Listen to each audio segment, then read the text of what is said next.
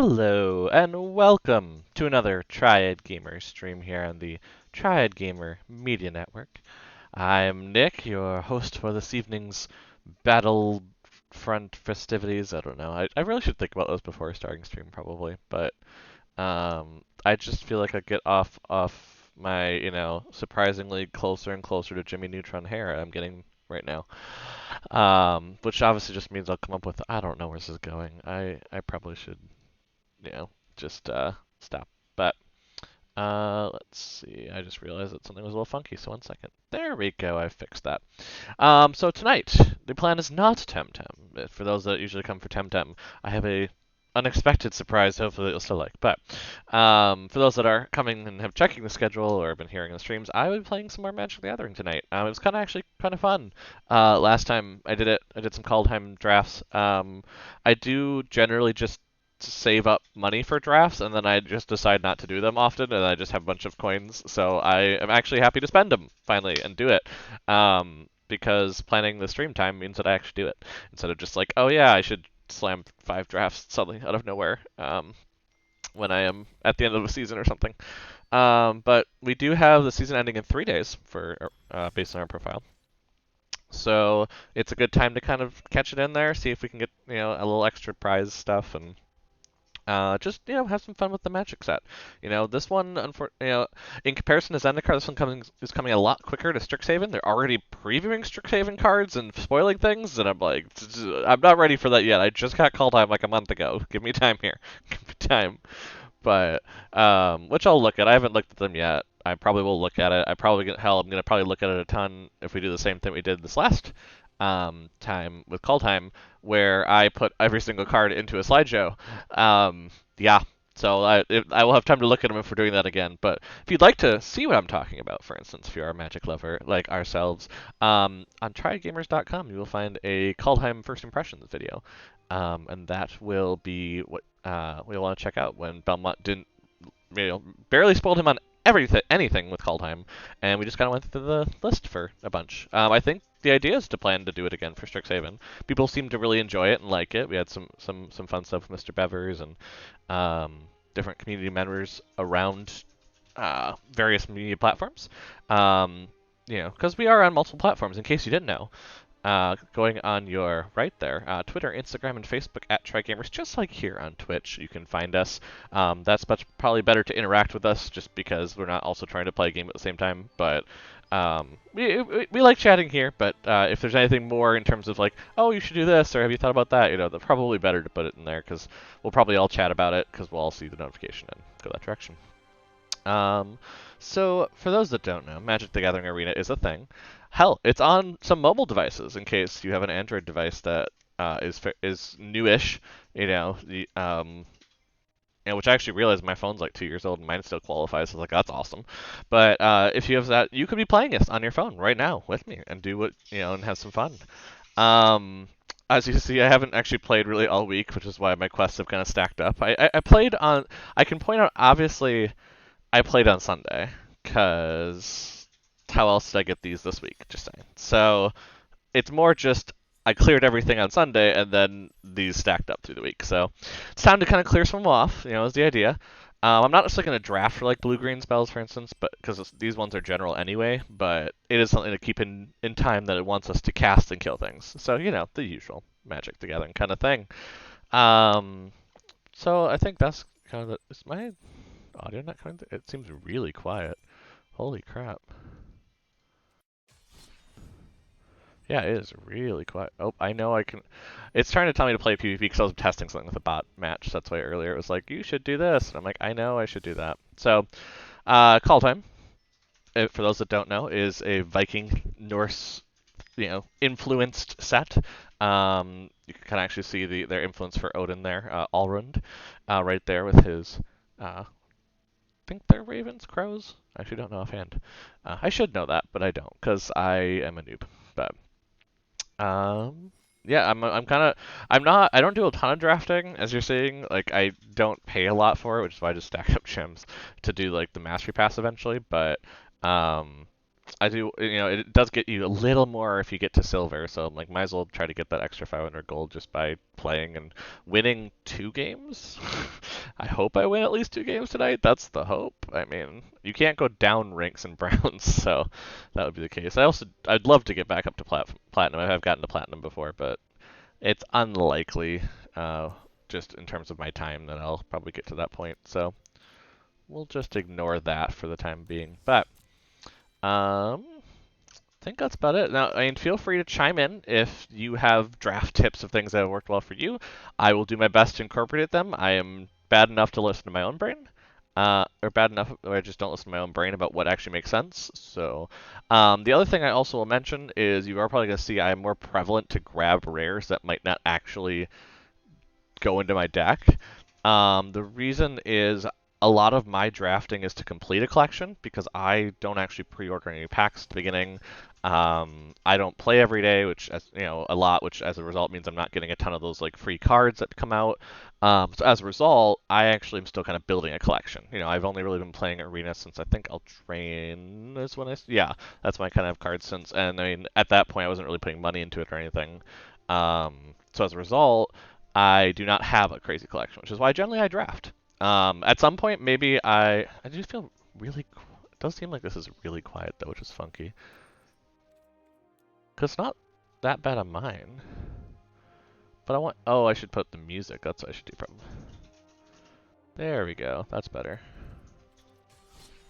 Yeah, it's not going that loud, so I don't know why it's turned down so much, but. Yeah, we're just gonna adjust that. So if it's a little quiet, let me know. It seems like it might be. Um, Yeah, so I generally I usually play Brawl or I play drafting, which if you want to see some brawling, I used to do that a lot more at the beginning, where and I have a fair amount of just Brawl decks just put together of things that I like to do for color schemes. They're not necessarily the best decks, but I generally will have one of each card by how much I'm doing collections. So that's why I usually can pull off Brawl a lot better than I can pull off for say standard ranked things, where I just put together something to hopefully get back to gold. But on that note, let's do some Premier drafting. I actually do have a token because there was a daily deal at one point to grab a token for like half, like I think it was 5,000, so it was just half price. So I was like, yeah, I want to do that. The other thing I'll note is that on the left side of the screen, you are going to see something. We do have Magic the Gathering, MTGA Assistant, I think it actually is. I think that's the official name. Yeah, MTG Assistant, maybe. I don't know. But basically, I do have that kind of assessment program. Wow, they actually updated it. Holy crap, it looks a lot nicer now. They updated this stuff. It didn't look like this. It was a lot simpler before. But so you're gonna see a lot of stuff that over here that's talking about different cards and such. But well, it's telling me to. This does feel good if we're going like, is it Giants, which is really strong right now. So it's definitely my pick to go with right away. The other one is kind of going with the Carter, which I understand that it could be good. I don't know if it'd be good in the draft format though, because like you would have to have it where things are dying. I mean, it is a 4-3 for 4. But, I think it's probably just strong to just go for the nice is it strong rare and see what happens. Maybe we'll get some. I mean, it's obviously giving us the color fixing for it. But that being said, see, the problem is Faceless Haven is kind of bad in draft because you have to get 3 snow sources for it. So that's why that's being passed. So I'd rather get a snow source than commit to something like that right away. So I think I'm just gonna do that. Get some fixing to go with the is it color scheme we already have. I mean, it's just a dual land in draft at this kind of common rarity is just so good because it just helps you pivot so much. This is, I mean, it is good, but it's also technically Simic, not really where we are currently. I mean, we could go into Tamer. We already have some fixing, so that wouldn't be too weird. But, or we could like just splash green to hopefully get to this eventually. But like, what else do we have here? We don't have any. Oh, we do have a giant actually. So I mean, the giant would be the next pick probably, because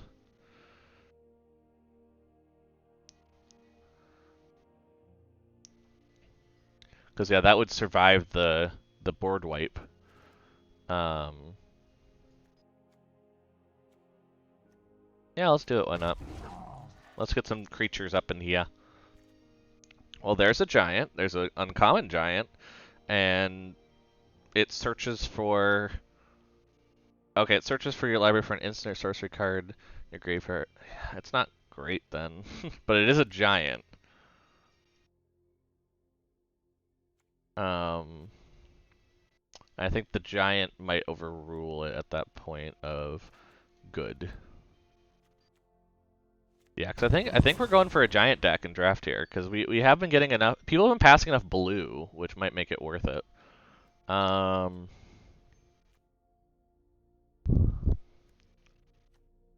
I mean, Bind the Monster is really good because yes, it does damage, but that's a really good way to kind of deal with threats. Oh, but there's Squash though. Oh, Squash is so good in this deck. If you control a giant, it's cheaper, and that is way cheaper to deal 6 to something.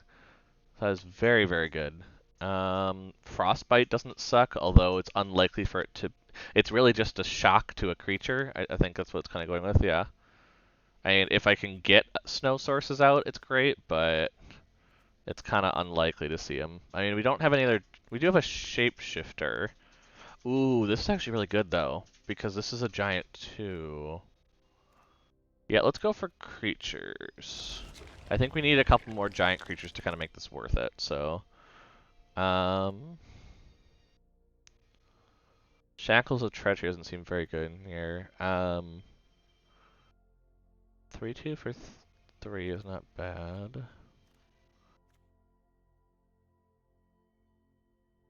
I mean, Replicating Ring is a snow source, so if we're talking about having snow sources, but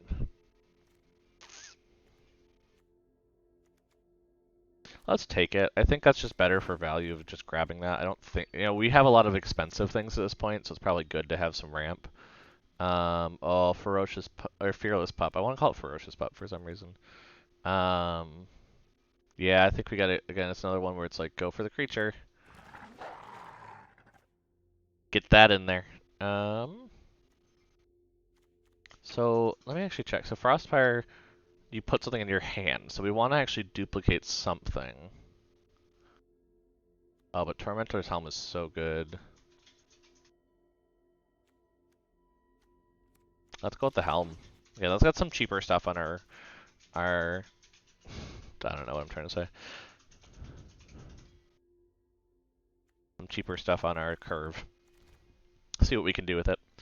Let's see. So in terms of red, we have Open the Omen paths, which aren't great for us. I don't see anything that we would necessarily splash for.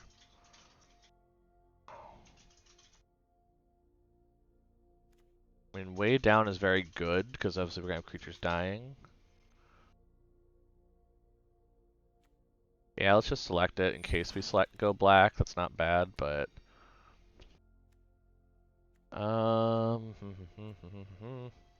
we could just take the snow-covered plains as a snow source. That wouldn't be too bad. I don't think we're casting Disdainful. Cause yeah, I don't know that. Yeah, let's just go ahead and grab the Snowland. It's not like it's gonna help our deck necessarily, but it's a snow source. Yeah, Run Ashore is pretty good if we can get there. So I mean, we have a bit expensive top end right now, so we gotta kind of start dealing with that. But um,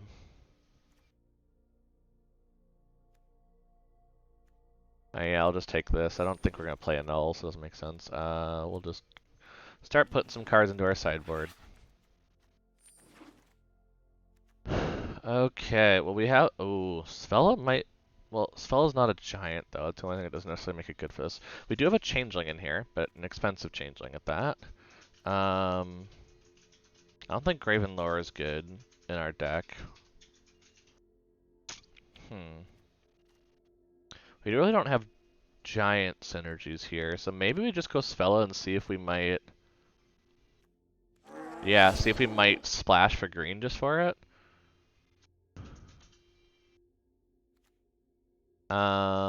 Ooh, Bergstrider is not bad for sure. Oh, Moray to the Frost. Oh, we might be going a little bit of green. We might be slashing green here. I mean, that's really good. That was 2 Waking the Trolls in a row, I'd like to point out. Which is a little crazy. There is Bergstrider, but I don't know if that's the greatest. And we are getting to the point where, again, we just have very expensive things. Um,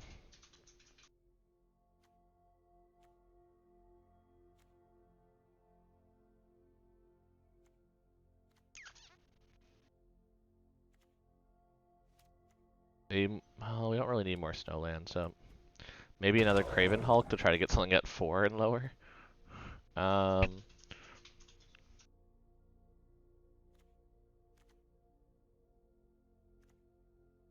hmm. Problem is there's not really a lot that's helping with giant stuff, which is annoying. I do think it makes sense just to go with this, especially if we're splashing green, because then if we just get 2 green, we actually have a way to do it. But I also, how many creatures do we have? Yeah, we'll go ahead, we'll do this. I think that's just better to get the land. Um, it's another giant, but again, it's very expensive. um, and not that good. So let's go ahead, let's get some removal early, so we have something to do with our mana early. Da, da, da, da. Maybe ours isn't as open as we thought.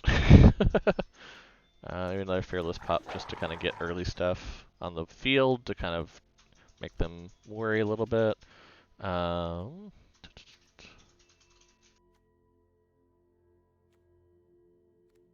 Maybe some bounce to kind of get to the late game, because we have to control the board a little bit. Yes, draft is slower, but we have a very slow draft deck.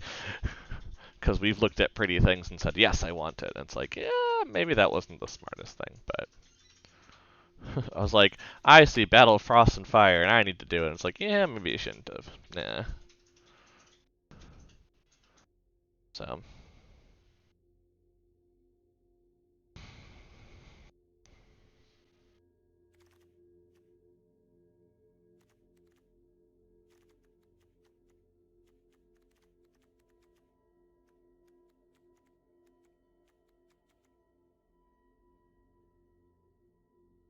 hmm.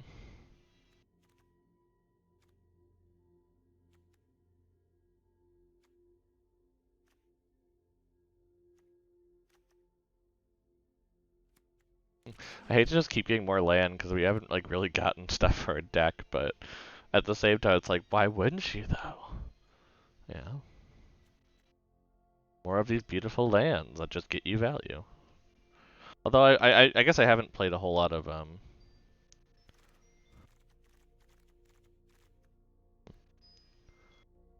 I haven't played a lot of kind of uh standards. I guess I don't know necessarily what's good or not, but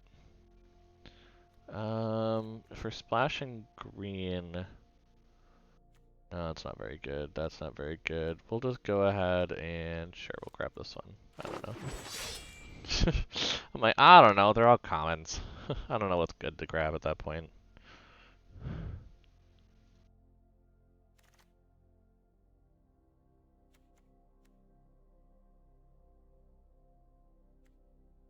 Um,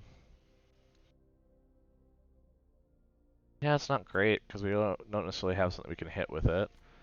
Um, you know, we'll do this just because we have creature spells that have green, and that might give us a chance to be able to kind of ramp into it, I guess. I don't know. That's feels a bit funky to play this, but at the same time, I mean, if it means that we can get, enough mana to pull off Moray to the Frost, for instance, then maybe it's worth it. Because that's kind of hard to. We have some hard to cast stuff, so.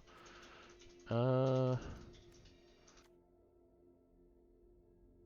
yeah, why not? Mammoth Growth. No, that could get stuck in our hand. We don't have a ton of creatures. We need creatures. What do we want? Oh, what did I grab accidentally? I don't know.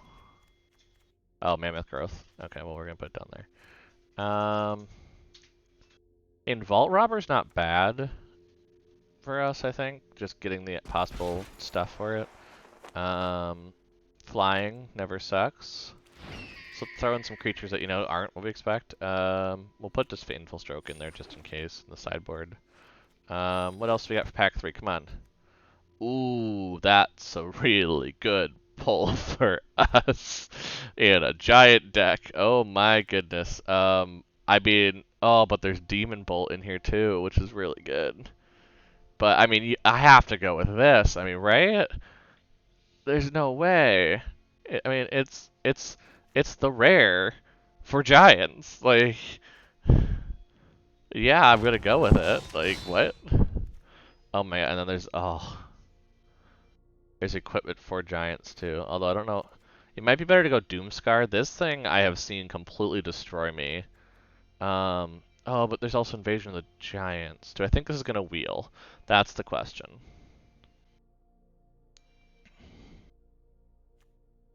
Because I don't think Doomscar will wheel. I think I have to go Invasion. I think I have enough giant.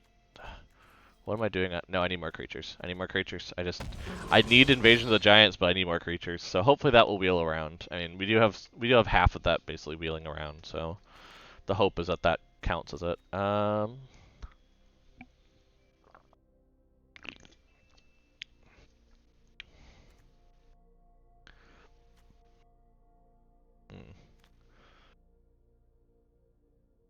I mean, for splashing green, that's really not too bad because we get a lot out of that just for 2. Um, yeah, this one isn't great in draft. That's why I'm like, why is that moving around? Like the only other thing I could think of would be Arachniform, but that seems hit or miss. So let's go for Arnie Patrol. We're gonna specifically go into Tamer now at this point. We're in Tamer. That's just how it is. Root of Flight would be good. The fact that we have so many giants that would be scary to just be above someone's head. But Rhyme. I think we have to go Rhymewood Falls. I think we need the fixing. Because we don't have a lot of blue, green, or we don't have a lot of green fixing. Oh my gosh, a pathway made it this far? But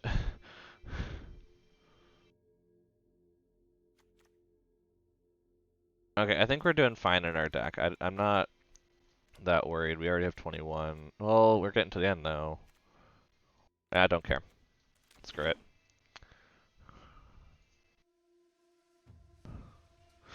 Like, screw it. We're gonna take a pathway that is a rare that it's just good to have that. I mean, that's just a nice. And there was nothing else really in that pack that was like, yeah, that. There's a lot of white, which does not help us much. There was something to do with ores and equipment, which does not help us. And maybe Snakeskin Veil, but that would be rough. Wow, so many rares being passed. I really should be rare drafting in this, because it is very good. Maybe Raven's Wings just to put some. We'll just take. If we don't know, we take the. Well, no, there's a giant. I didn't even notice that. Not a very good giant though. So we're just gonna go with this. Wow, a lot of things being passed. It's like, how is that not being played? Um, do, do, do, do, do. Yeah, 3-2 with haste. That seems pretty good. Unless we want to go with Glittering Frost.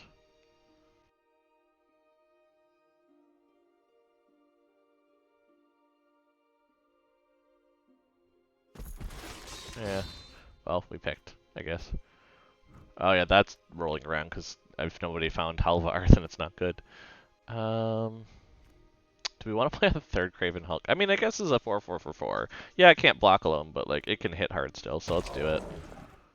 We can always pull it out. Probably more removal is good, so we'll just do that. Oh, I never actually took the Bind the Monster earlier, did I? No, I didn't, so actually that's really important. The fact that this is just a Yeti and not also a giant Yeti is... Ugh, that's annoying.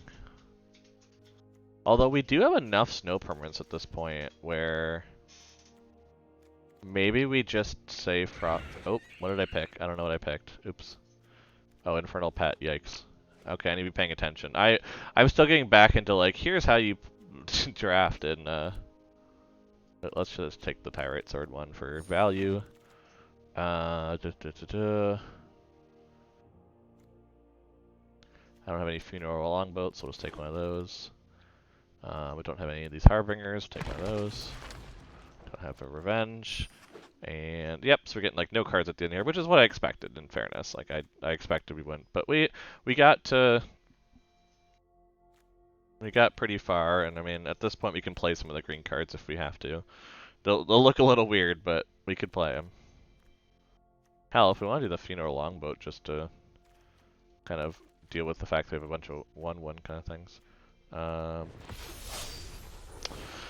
Okay, so it was this was a thing.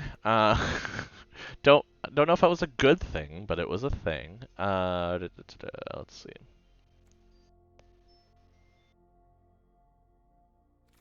Yeah, we only have 2/1/1, so I guess it's not as well. I guess there's also the Pilfering Hawk, there's Default Robber. We do have things that could, be good on that. I don't think at this point, it's put 2 planes. Because I have the Valkyrie in there. Whoopsies. There we go. Now it's a little closer to what it should be. Yeah, because I only have a few green, so it's allowing me 3 green sources. I might want to. I know I'm kind of like that might be great. Why does it have so many blue? Yeah, I guess we have that much blue too.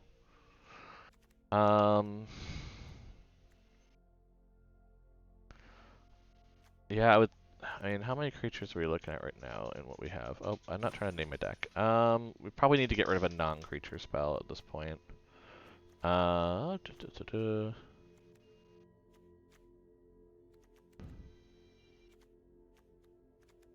mean, there really isn't. I mean, Run Ashore is the only one I could think of, but yeah, I don't think we're gonna be playing Run Ashore, so that probably makes sense to get rid of that. Kind of relieve our top end a little bit. I don't have any card styles at this point except for the one I'm not playing, which is funny. Out of curiosity, what is it to purchase it? If it wasn't like 2,000 gold, maybe, but there was a thought there. There's definitely a thought there of like, ooh, but pretties. Oh. So, we'll just leave that. But, yeah, we have a lot. We have the red. We have a double blue, which is why I think it's putting so many blue sources in. But we do have so much blue fixing. I might get rid of an island and add a forest just to make sure we can hit it. Because we do have some really good green cards that we'd want to be able to... Yeah, we only need 1 green source. We have some fixing. Yeah, no, I should put it back. The gods of the MTG probably know best. Oh, I never named it. That's a problem. Trolling myself. That's probably the best way to name this. Trolling myself. Okay, but now the really important part of this string, though, is picking the correct card sleeve, because that really makes a difference when you're drafting. Because if you can intimidate them with a good card sleeve, yeah. So we obviously do have this one, which is not bad at all for this option. I'm trying to think what else would be good. Ooh, that one? Ooh, but giants. That might be good. We also have that one. Huh.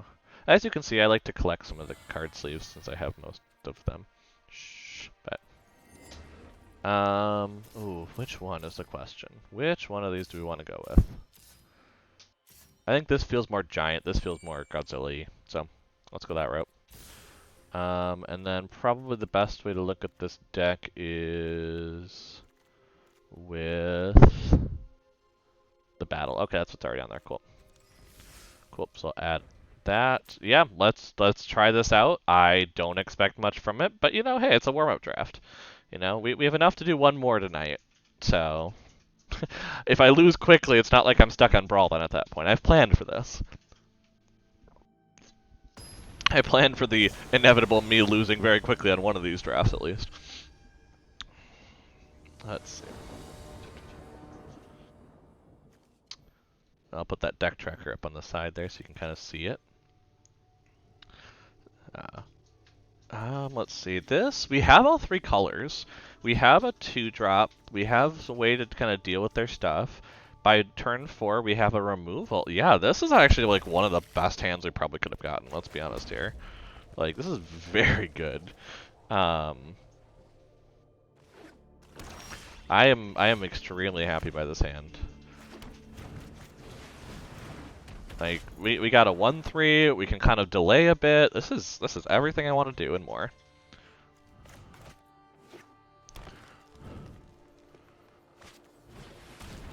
Oh, we discarded. Okay, discard a card. Probably the Bind the Monster. I don't think we're gonna be using it anytime soon. Oh, we got a Morite. Oh my gosh, one more blue source and that's ours. Let's not give them a sense that we have green.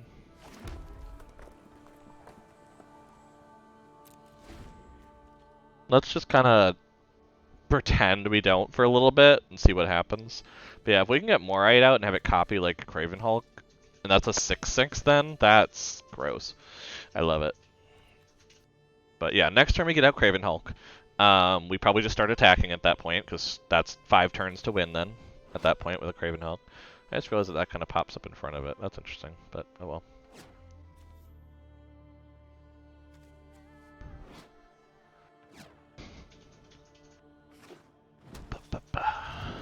Okay, what are they doing? Okay, setting up for that. Oh, we got 2 green. That's a little gross. Probably like, what the hell? Why are they playing green? But I have a 4/4. That's what really matters. Because now I have Squash up and running. So I have a way to remove a bad threat now. And again, I'd love to... I'm glad I kept more blue sources in now, because now I'm like, well, now I've drawn to the 2 green sources, so I should start getting blue, right? That's how that works. I mean, what's the odds? Oh, do I even want to look at the odds? That's worries. Well, you put Rimewood Falls in there, you put Fjord in there, and you put Islands. I mean, we are looking at like a 1 in 5 chance of getting a blue source, so come on, give it to us. Well, that kind of counts as getting a blue source, I guess. I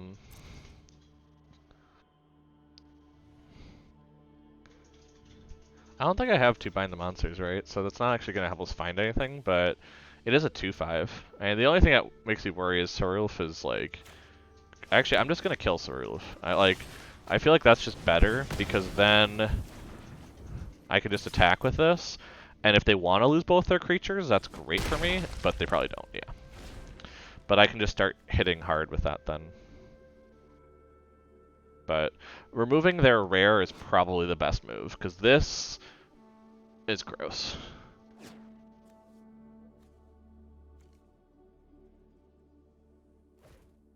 So yeah. They're definitely doing like a Golgari counters, which is interesting. They're also getting screwed on mana, which gives me time to get moving, which is good.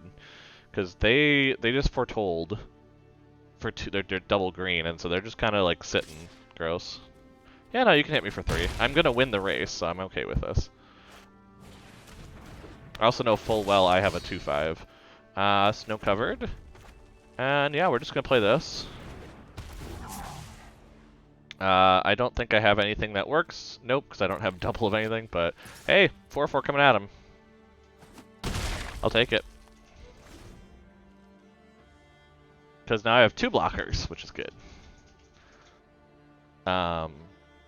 So, awesome, awesome, awesome. Yeah, we've gotten more mana than I definitely expected. Again, the only issue is that I'm like, I didn't take out the blue source, and yet still I'm getting screwed on blue, so... There it is. Okay. So... I think the best thing to do would be just to do the double blue and just, like, immediately do this. Copy this. Because now I have a 6/6 on the field, and that's going to be rough for them to deal with.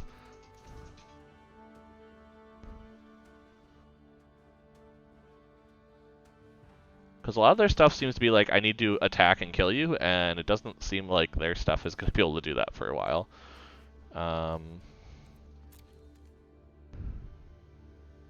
Yeah, I have to exile from my graveyard to get the treasure. Okay. Well, we've kind of played out our hand. They have a bunch of cards still left, because we've been playing so much land. So we'll see what happens on that. But the nice part actually to draw right now would be the Saga, the Is It Saga, because that would completely destroy their board and probably would make us win. Also, Calamity Bear would not suck.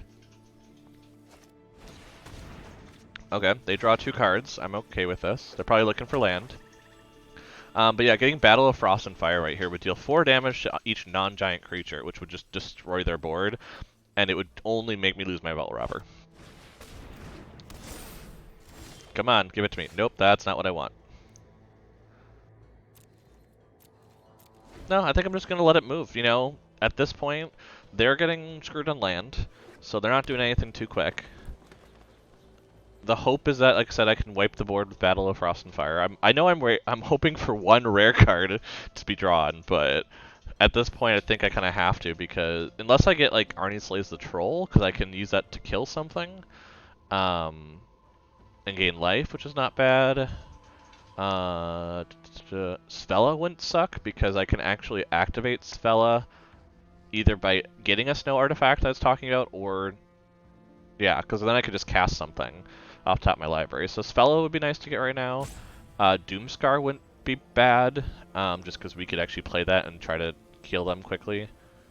Looks like Calamity Bear wouldn't suck. Lit Jara Kinseekers would be nice, just because that would be a 3/5. That lets us to... Oh, jeez. Oh, they have a Sacrifice outlet? Oh, so they are playing Golgari Sacrifice. Interesting. But they lost their... They lost their Soul Roof, so I don't know how that works. Okay, so this has to be blocked. Well, then I'm... Oh, it has Trample, though, doesn't it? Cool, it's been blocked. I take 6.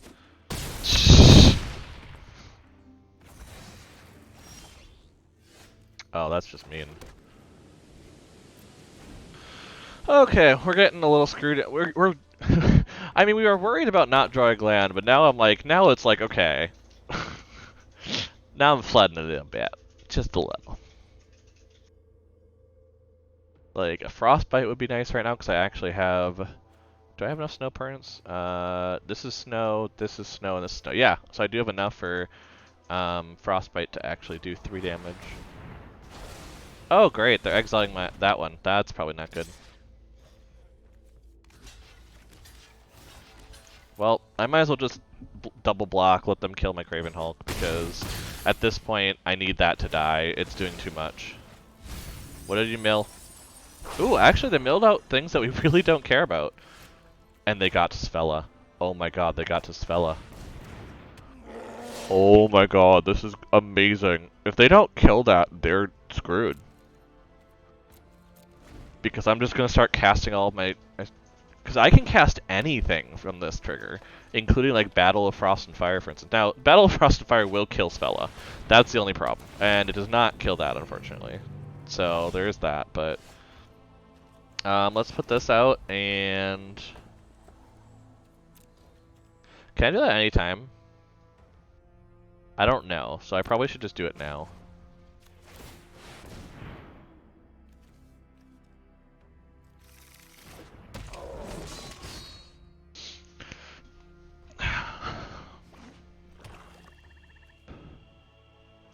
The giant source you control.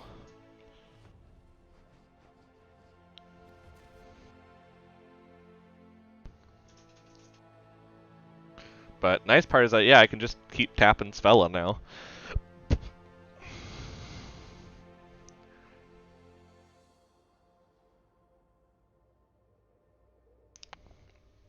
I think I've kind of stalled out the board state, which is nicer probably for me, just because...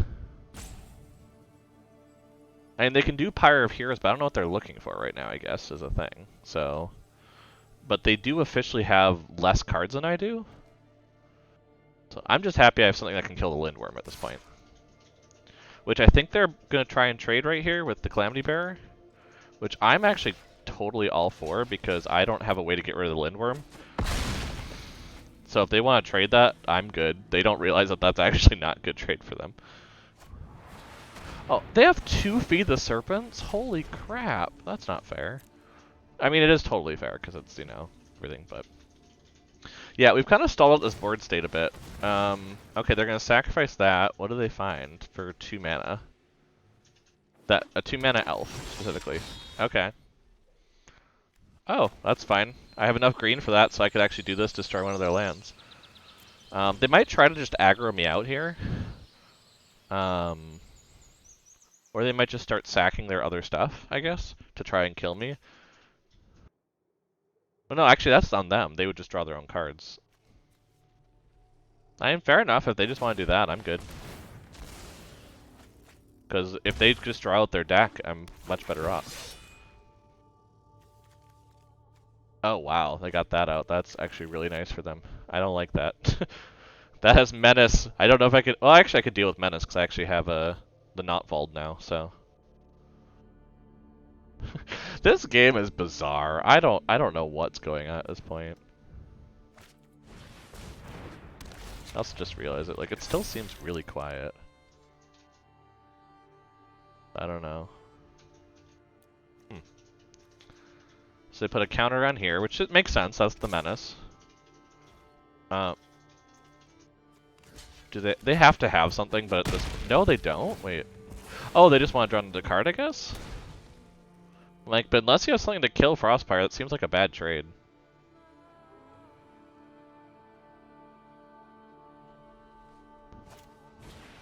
Oh yeah, they have a way to get rid of it. That's what it is. I was like, it probably is that, but...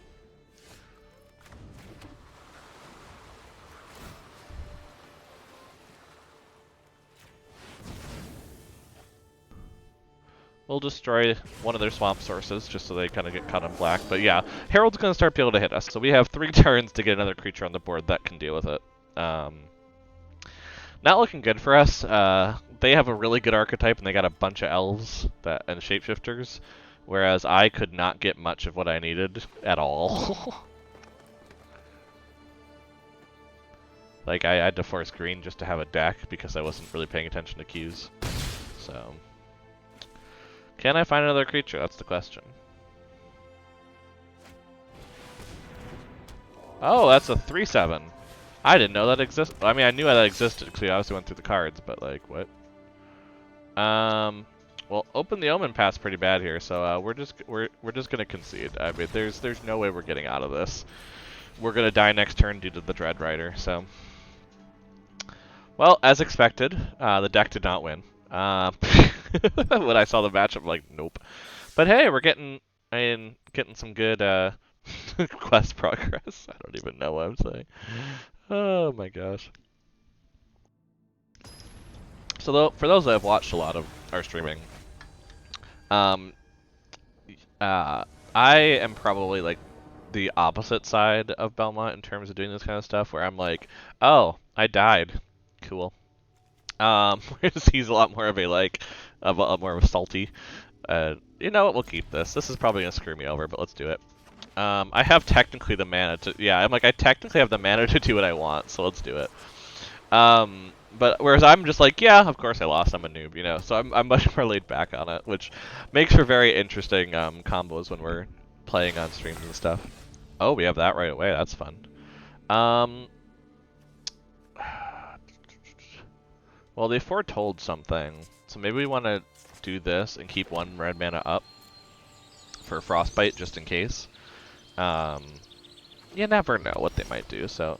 Okay, they didn't do anything, which worries me. So, you know what? When in doubt, hasty bro. Yeah, they don't... It's not an instant, so I don't know what they're holding that for. Unless that's like Doomscar, maybe? They're also playing Izzety thing. Oh, they have their own Craven Hulk. I don't like that very much. I am not a fan. I should probably get down a giant so I could play this. Okay, so that can't block me, can it?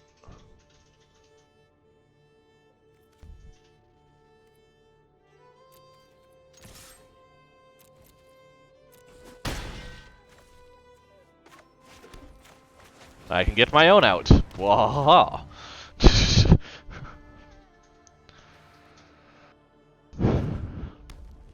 I love how I just like got none of my green cards. Oh my gosh, they have 2 of them.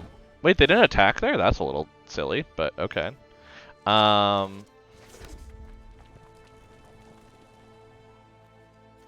Well, this is not gonna kill their Kraven, so that's kind of sucks, but...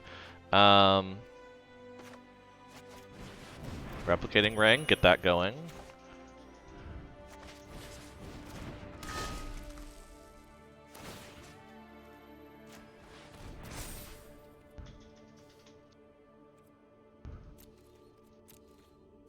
There we go.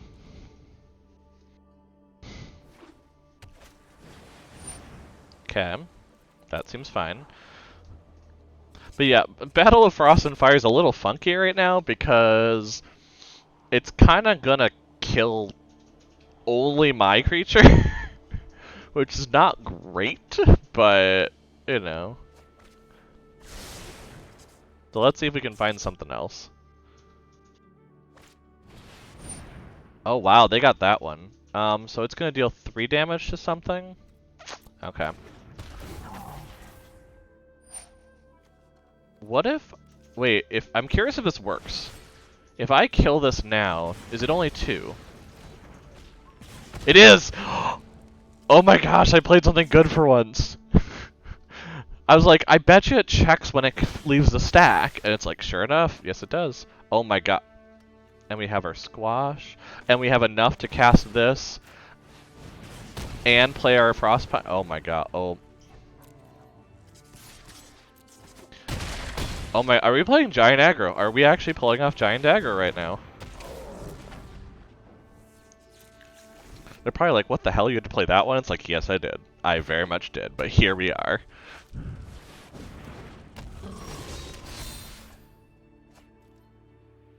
That is a giant, yes. Do I have creature cards in here? I don't have any creature cards in there. Maybe I just stabilize here. I don't need to do anything. I have just as much stuff as they do. They just played their biggest thing, and I'm not exactly worried about it. But I'd rather confirm that I have enough damage, which right now they would block one of the... Which, actually, no, I do have enough damage now. Actually, I had enough damage last time. Because, wait, I would have attacked out.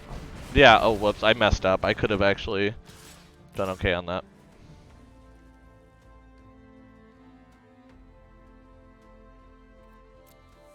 That seems fine.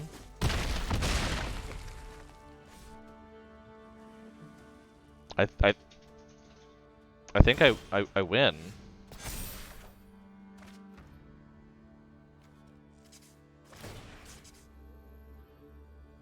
I mean, let's put this on here just in case.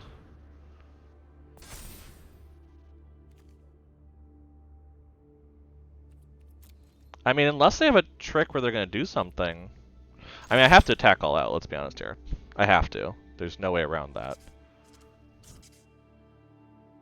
So what do they have? Okay. Oh, they get themselves down to 1, that's why. And the nice part is I have a creature that can block the 4/4, which is what I'm kind of...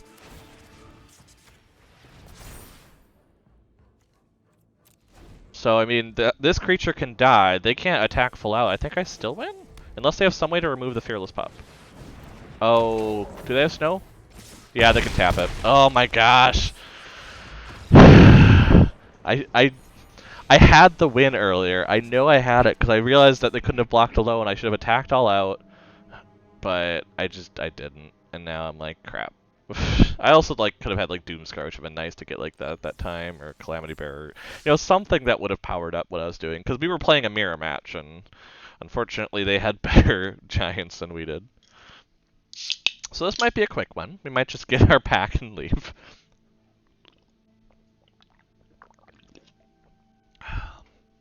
Might be a thing.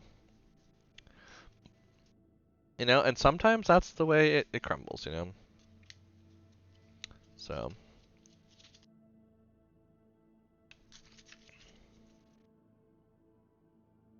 I just realized that I called this trolling. Wait, I just realized I called this trolling myself. And I really don't have a lot of trolls in it. I have giants. Is this like Troll 2, where it's just goblin? Oh my gosh.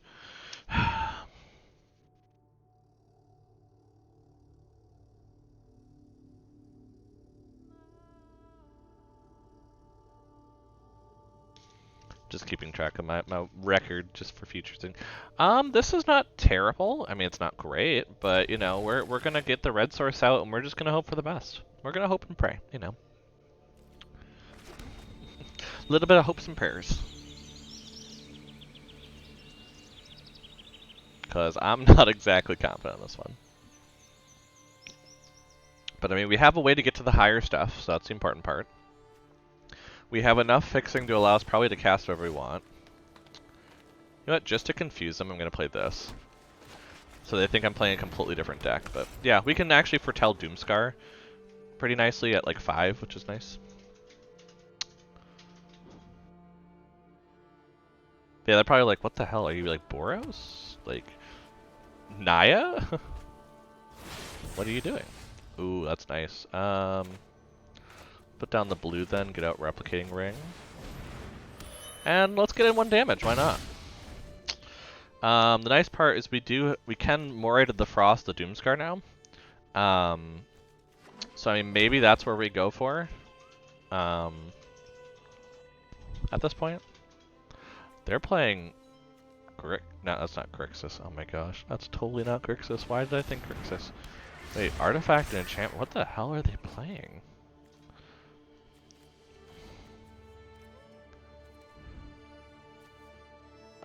Let's go ahead and do...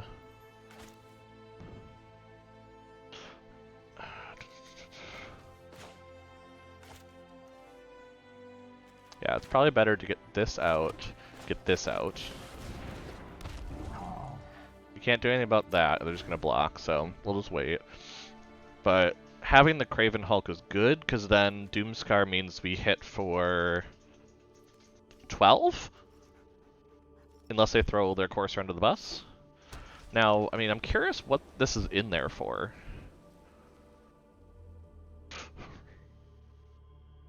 Because, okay.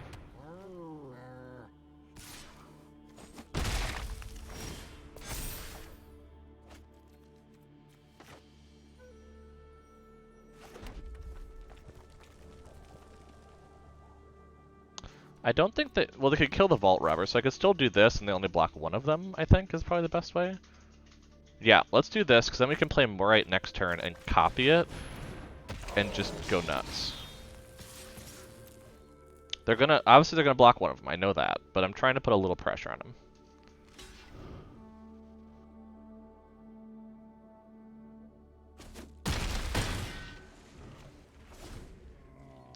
But yeah, and then... I mean, I could put on the Kinseekers first.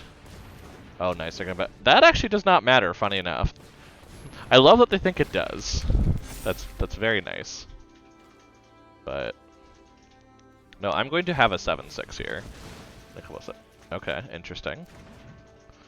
Wow, Sacrifice is like all the rage apparently right now in draft, I guess. We could take 6. I'm not worried.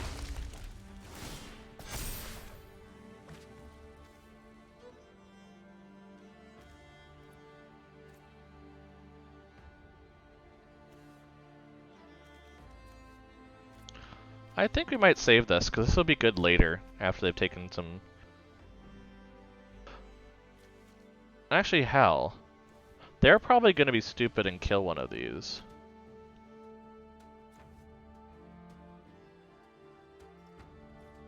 Is it better to go ahead... Because, yeah, me putting this out means that they're still going to kill something, so maybe it's better... to attack here. Do they block? Probably not. No, because they know something's up. They're like, that doesn't seem right. And I'm going to go and actually put this out now, I think. And I don't think we need that land, so we're going to put it away. But I do have a way to block their Guardian now, which is nice. And, I mean, that's fine. I mean, yeah, they still can attack. I'm fine with it. Like, that's fine. But...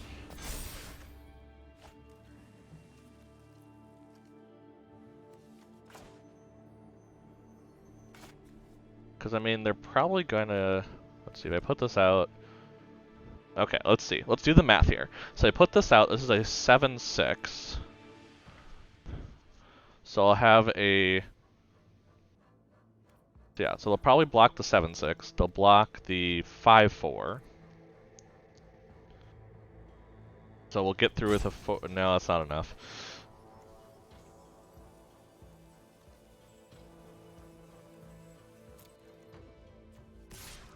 Let's just do this again. Let's see if they take the bait.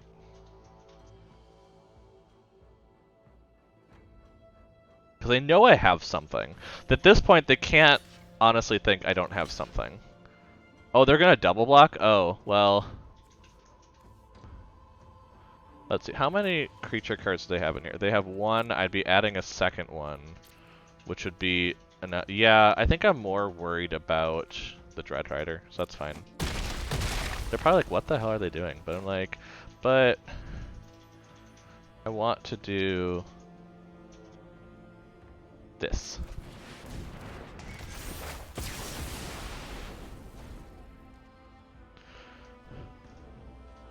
Because now the Gods... I'm not as worried about the God's Hall Guardian now, because I have the Kindred Seekers, so...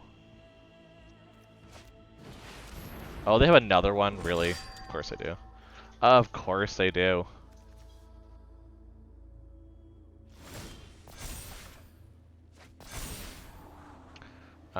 That's pretty terrible. That's not bad. Is it worth, like, not getting, like, a Calamity Bearer, though, is the question. I don't know. Yeah, let's keep it like that. Because that technically triggers the draw 2 cards and discard a card, but only for 2 mana, so...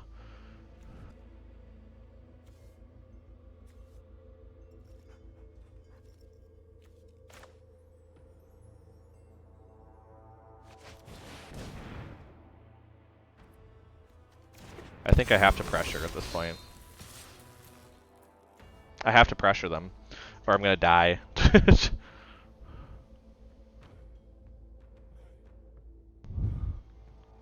I have to. Because if I don't do this now, I'm in trouble. Oh, they're gonna kill it. Interesting. Well, yeah, I'm more worried about this one, so that sounds great for me. Like, that seems like an odd choice for them to just lose their way to kill me slowly. Unless they have a third one of these? But that seems really weird. Okay, they're foretelling.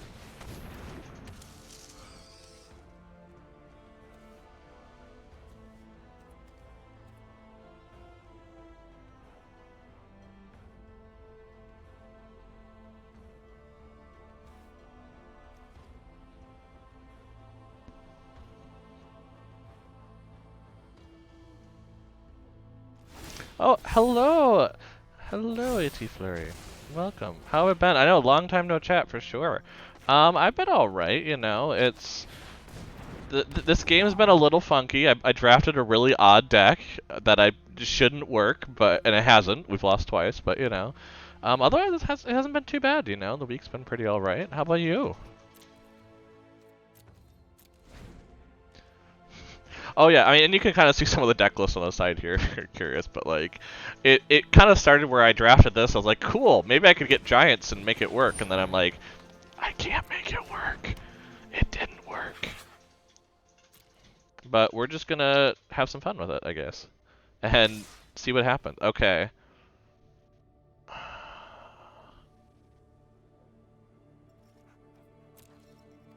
Because we still have Frostbite in the deck, it's probably better to go... Well, do I want to lose the Craven Hulk for that is the question.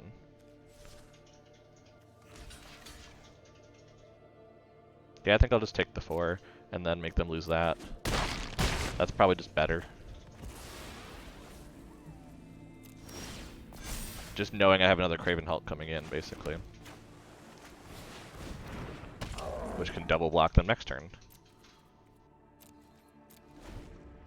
Oh, been great keeping busy, podcasts and streams. Oh yeah, I'm sure on that one. Like that would do it for sure. Keeping you busy. Are they going to attack? I'm curious. I don't think they should, but that's also because I know that I could just squash. So that might be part of why I know that. Look at how much mana I have. That totally does not matter.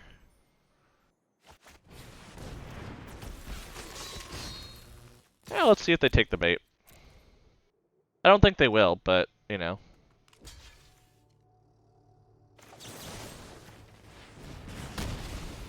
Cool.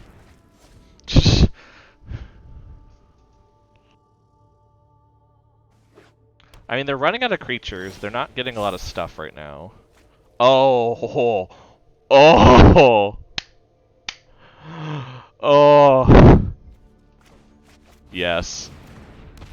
I mean, the game's done. Like, that's backbreaking. I doubt they have a way to get out of this one. Because that's gonna, yeah. Oh, Calamity Bear. What a draw. What a draw to actually get us our first win with this deck. Whew. I might just make it to silver yet on this first draft. I've been, but yeah, I haven't done a ton of Kaldheim drafting either. Honestly, what you've seen on stream has been all but like one of them, I think. Like, I just been doing it on stream instead for once because that kind of pushes me to actually spend the coins and just be like, oh yeah, I'll draft at some point. But yeah, it's kind of been one of those where I'm just like, yeah, I should do that, and then I just don't, and it's like, oh, that's a thing. So, but this, you know, doing a Magic stream every so often kind of forced me to do a bit, and the issue I'm having is just they're already, you know, spoiling Strixhaven things, and like I'm not ready for that, but I'm realizing it's 2 months away, and it's like I gotta start, I gotta get some Kaldheim in before it shuffles again, and there's all these, you know, there's all these wizard deck things with this giant wizard theme, and it's and the thing is, I think it's just because we had so much time with Zendikar that my brain was like, oh yeah, you know, there's a lot of time between stuff, and I always forget how long that point is from fall to winter set, to the point where spring just comes around quickly. But I mean, the cool part, and this is the other reason why I need to get a lot of Kaldheim in, is that just one, I want more of the cards in general, but two, my birthday is actually at the start of May, and so I'm gonna have Strixhaven cards, and I'm gonna have Pokemon Snap to deal with. Like, I'm not gonna have any time, like, to play it at the end there. The fact that, because I believe Pokemon Snap, if I remember correctly, is end of April. So like, if I'm gonna have to be like suddenly doing a ton of Kaldheim drafts at that point, I'm not gonna have time. I'm gonna be taking pictures of Pokemon. Like, you know, weigh the options here, but. No, okay. I also I did make this realization a little bit ago that this is totally a giant deck, but for some reason because I have Svella in it and Arnie slays the trolls, like I was just like, oh, trolling myself. That's a great deck name. No, no, it's actually a pretty terrible deck name for this one. It's not trolls. But since I'm kind of you know, mashing up into a tamer, weird tribal thing. But that's how it goes, you know? Sometimes you just make a really weird combo of things. This is atrocious. I don't think I can play this, because having 2 red with this is bad. Yeah, we're gonna go ahead and try it again. Better. I mean, I have a turn 1 play. I have a way to play this tapped and not worry about losing. I can't play this yet, but the hope is that I get a blue by that point. So I think it'd be better to keep this. Maybe I just send that back then. Yeah, maybe that's the case. Because I'd rather keep this for the green possibly later. We have some removal early. We could get maybe some Fearless Pup damage in with the first strike in. I also just realized I'm on the draw, which is probably not... It's good for the mulliganing, but bad for the fact that I need to be on the attack right away.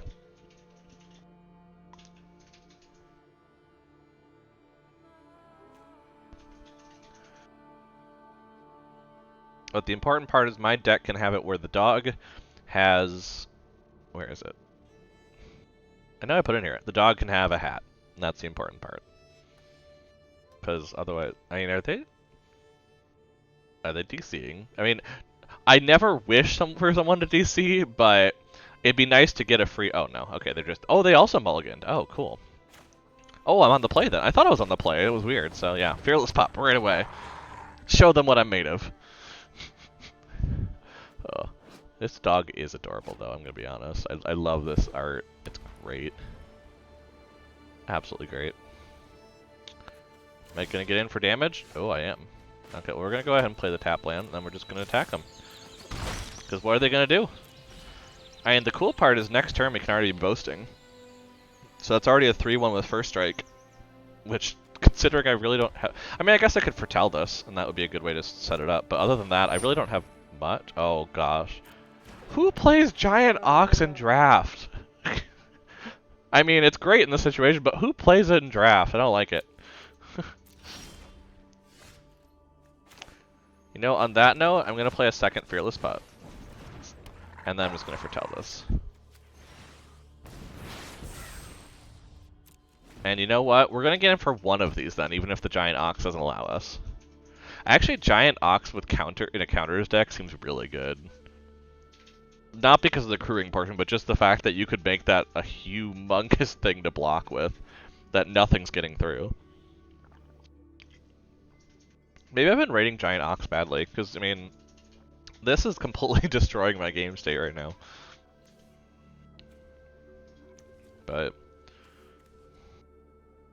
see, I have one snow permanent currently, right? Yeah, this doesn't count. Are they a life gain deck? What is this? I'm so confused. And they use that to draw their black mana, I guess? I mean, I'm just gonna attack because I'm gonna get in for 1 damage at this point. So, actually, I can get in for 3. Who am I kidding? Because I can boast. Look at that. That is how that works. You just. I'm learning how to boast in a correct way. You know. Okay, so they're playing some. They're playing some Orzhov. I don't know what you play in Orzhov in this, except for like Angels. Like Angel Berserker stuff. But they have an Ox, so you'd think they're playing vehicles. Well, no, there's an Angel. But that's also the... Oh no, it's a Pegasus, not an Angel. Haha, I'm awake. Which also both sets up for cheaper vehicles. So is this a vehicle deck? I mean... It's possible, but okay. Well, I need more snow permanents before I can really do anything with Frostbite, so...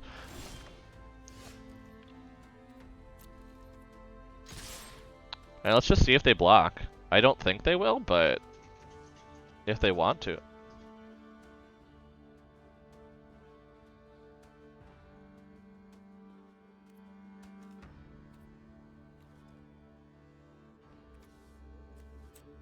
Yeah, sure. We'll hit him for 4. We're still doing more damage than they are, so I'll take it.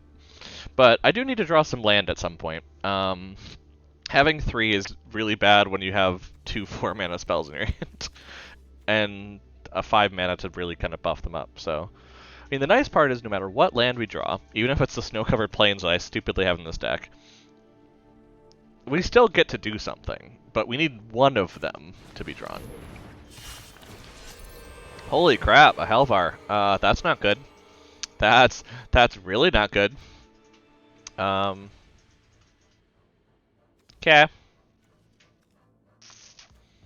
I think I'm dead. I know this is early, but that seems like there's no way for me to get rid of that currently.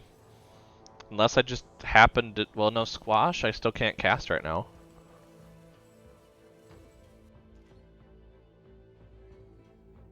I don't think they knew how that worked. I mean, let's see what I draw. I did draw land. I mean, I do have a mission to cast creatures, so I probably should just be casting these and go with it.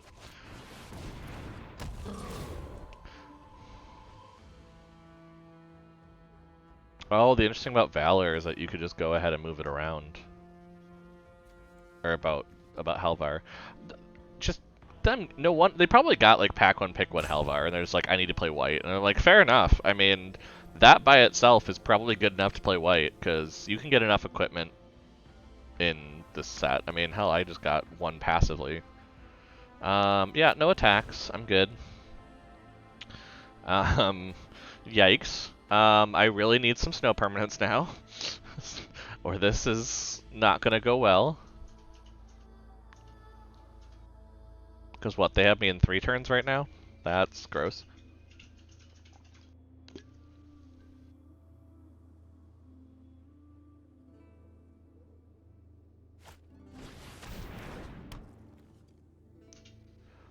Oh my gosh, people are playing this guy. This deck, I love this deck because this is the kind of deck I would draft thinking it was gonna work. But to be fair, it is working. I can't be mad at them. But like, they also drew Halvar out of their deck in a draft format. Like, what am I gonna do? You know? Oh my god. Nope. Okay. Nope. No. No. No. No. We're done. we're done. Oh, they just. Oh, that was such a good start for them. Okay, so we go 1-3, which is. Ugh, but to be fair, that's the exact same format that happened last week, and then we won 5 games in our second draft. So maybe this is meant to be. And it's not 7 from last week, but okay. What do we get on this? Just so I do some tracking stuff. For those that didn't hear me earlier on it, I do a bit of tracking stuff of my collection to kind of see if, how, kind of if I get close enough in enough drafts that actually I could just open packs, um, to be able to complete the collection kind of thing. Um, so like you'll actually see I have a lot of packs just sitting here because of it. One, because then I can just open them on stream if people want, just for like pack cracking. But 2, because like Zendikar, for instance, I think I actually have it open so I can look. Um, if I were to draft 9 more times, I could actually just open these packs because of the way that Arena works and just get all the rares. So I could have a full set of rares kind of thing, which, I probably won't ever get to that point, but, if I ever really crack down and been like, yeah, I want to play this a lot more, I want to really crack down on getting this stuff, and put money into drafting and get good at it, then it probably would be good, but more it's just for me to track what I have. So, like, when I'm drafting, I could be like, yeah, that's a thing, but on that note, I think I might take a little quick break just for, you know, not quite the halfway point, but, it's a good time to get a snack to refresh before jumping to the next draft because the other draft went so quickly. So take care of yourself. If you got meds, take your meds. It's important. Um, you know, take care of yourself, stretch, hydrate, and we'll be back in just a little bit.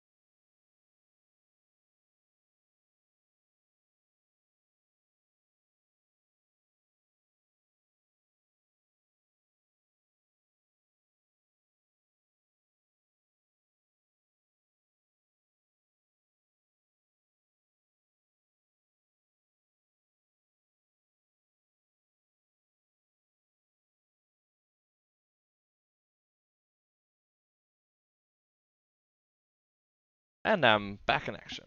Got my snack cheese, so wanted to do that quick before getting too far into stuff. It is, yeah, it is making noise. It's just not making much noise, funny enough, which is weird. I don't know.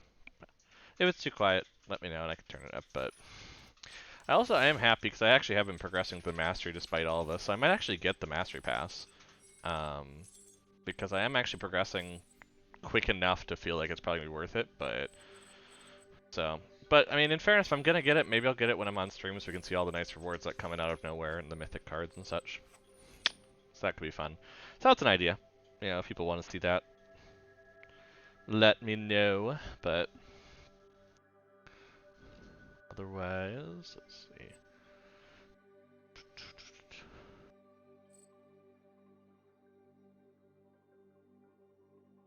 Let's see. Yeah, so I think, yeah, we're not going to unlock it now, but it is something that I am getting far enough where it probably will be something I unlock, even though it is a shorter time. Because the 4-pack, what is it, the 4 packs of cards, wherever those are, yeah, those are kind of cool, not gonna lie. The fact that you can just get a playset of something, and another mastery, or another draft token, wouldn't suck. So, but yeah, there's the Harbinger there, which, that's really cool. So, yep. But let's do another draft. If it goes quickly, then we'll just do some Brawl. But we'll see, because I'll be out of coins at that point. So, but, because usually I Brawl. That's just usually what I do. It's something that's easy to do on Arena, because you only need one of each card. But, it's easier to keep up with, because, yeah, it rotates, but in fairness, it rotates, like, Brawl doesn't generally rotate much, because you're still building around the same creatures usually. There's not too much change to that. Oh, of course, now we get the beautiful giant wizard thing. Oh my gosh. But what's good in this? What can I see?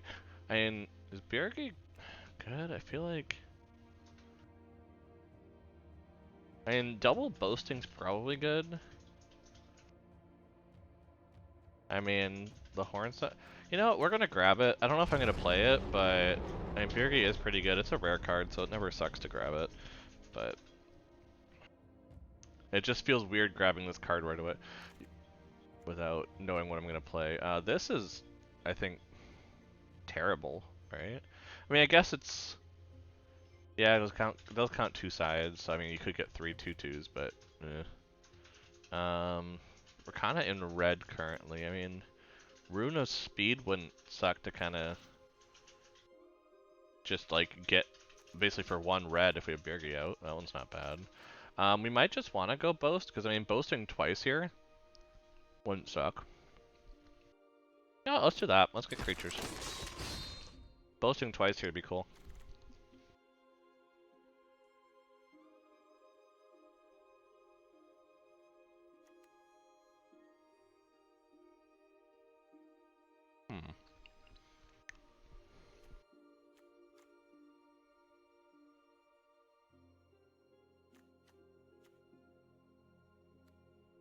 Do we just go, like, Boast Tribal? Is that what this is going to be?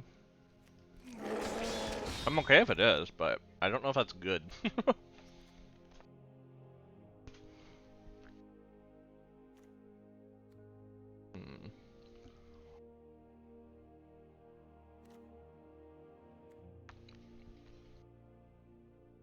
But the Gates of Isfal is pretty good.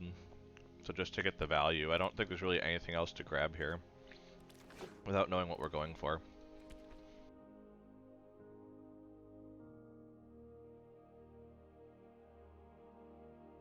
I mean, it seems like with Birgi, you generally want to do cheaper spells.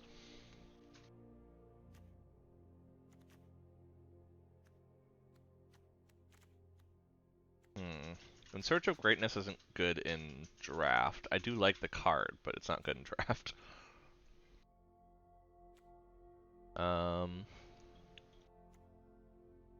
That's not a boast, so that's not as good as I would think it would be. I mean, Vengeful Reaper just feels good. I mean, it doesn't really go into what we're doing, but being able to foretell that seems really good. I mean, maybe we're just going like Rakdos kill things.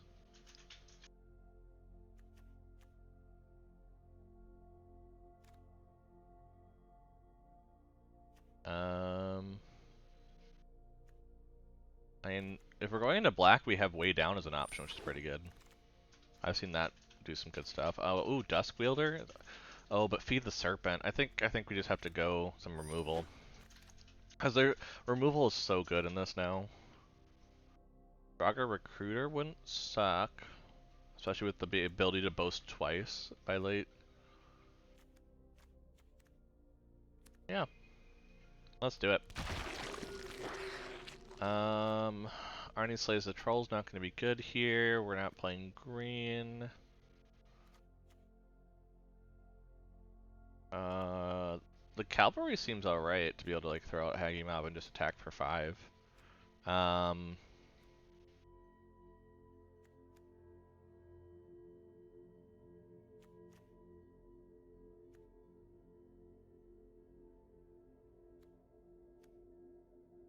Yeah, I think it's just the Cavalry, just for a creature, a 2/2 that does something.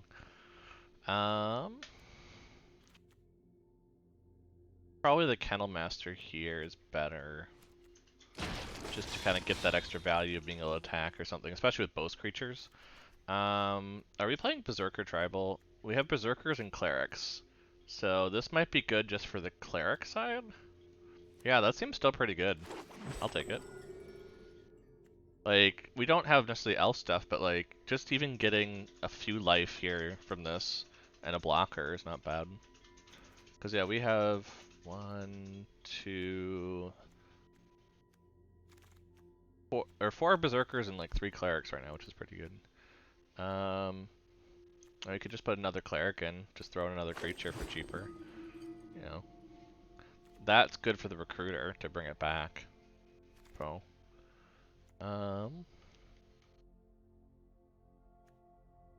yeah.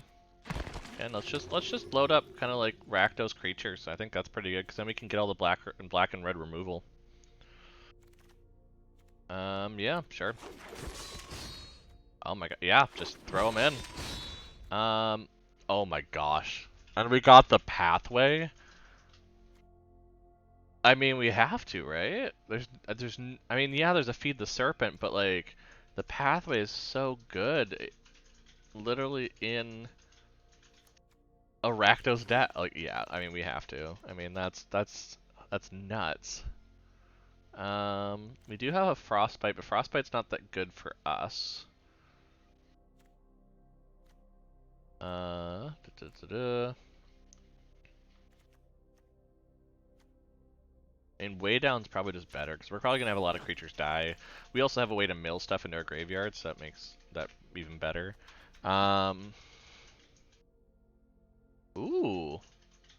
I think we have to go here. This is really good. Because the first one's a May ability, so worst case you're getting them to discard and you're getting something from your graveyard though. So obviously there's something that we need to get from ours, but like that's still really good. Yeah, let's do it. I like it.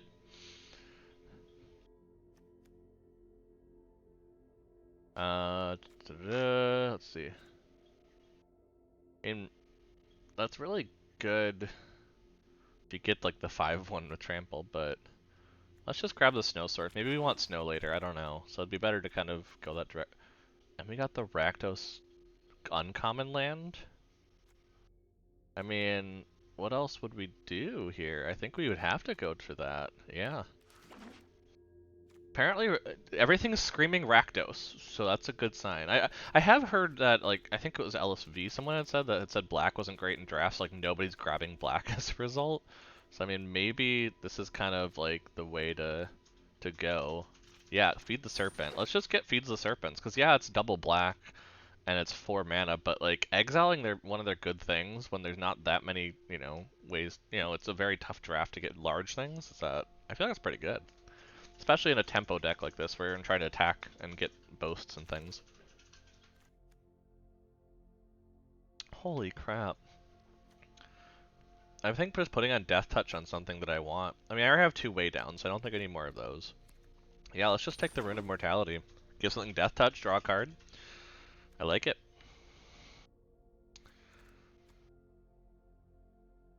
mean, the only thing that I think I would splash elsewhere was like if I was gonna be splashing green or something. Like that's the only thing I could think of. Wait, is that a second one of these? Or do I want to return the tide? No. I mean, there are some elves I can return to the battlefield. But like this just feels so good. When you can make them discard, you can get stuff back. Yeah, let's just take... How do we get 2 of those? That's nuts. I love it. Rakdos. I love how Birgi's the one out there, and Birgi's totally not the reason for this deck. Although the horn does actually allow for us to discard things in order to get it back. So that's kind of... You could discard something that you know you're going to get back then.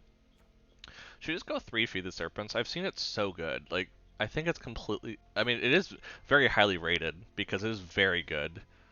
Like, yeah, let's just go 3 of them. Why not? I think that's a really good way to make sure that we have what we need. I don't think we're playing white, even though there's a boast on that. So let's just go ahead and grab... Let's just grab the duel. Just to get it. Tyrate... Yeah, this is pretty bad unless you're playing Halvar.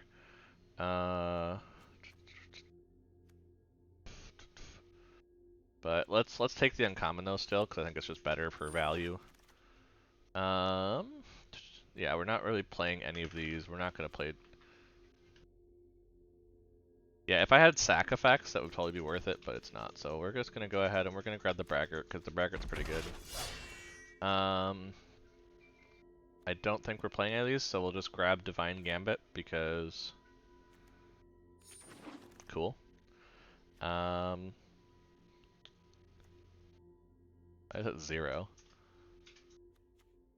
Yeah, let's just take this. Village Rites. And another Braggart, I guess. Okay, what's in our pack 3? We don't really have dwarves, so Magda feels weird to grab. But I also don't know if there's anything else in this one that makes sense. Because we're not probably going to play Dwarven Hammer. So it might just be good to take the rare and just take it as a 2-1 that makes a treasure when you attack, basically. Yeah, I think we just go with that.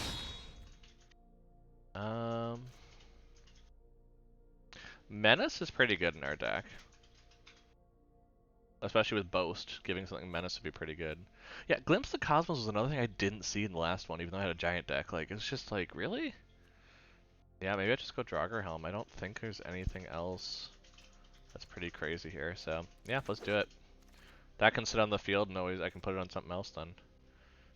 Wow, Runeforge Champion. That is a late Runeforge Champion already that hasn't been taken. Because usually that's pretty big in this one.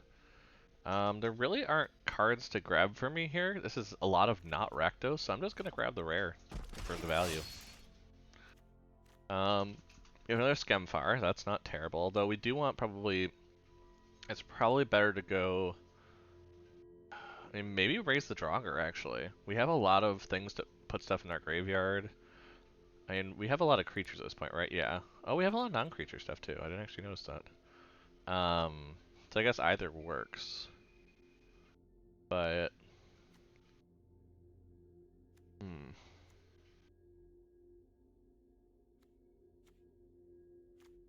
I feel like Raise the Draugr is just good, though. It allows me to trade and bring stuff back. Holy crap, this is still... Like, what? This still exists? I guess people really aren't playing black, because that's really good, though. Because if I can boast that twice, I can just put 2 cards on top of my deck that I need. That's scarily good. Why is Skull Rate so low? I mean, I have a lot of ways to make people discard, so that's why I feel like it's good, but... And do I go Infernal Pet here, I guess?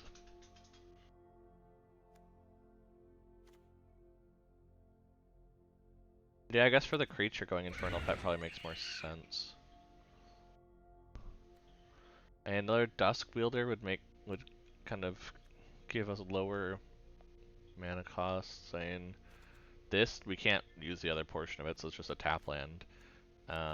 Yeah, let's throw in a Dusk Wielder. Worst case, we take it out. Elderfang Disciple is pretty good actually, because that getting them to discard something early is, you know, allows us to do what we want to do. I don't think we're gonna play a Cinderheart. That doesn't make any sense.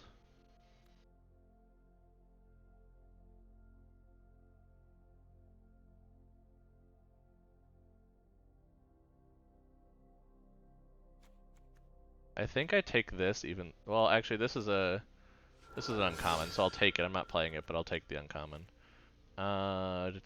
Maybe just another way down here, just in case we want to play it. And this is the only thing we would play out of the options, so since they're all uncommons, we'll just take that. I think coal is probably good to take here just for the value of it. We're not actually going to play it, but having one of those is not bad.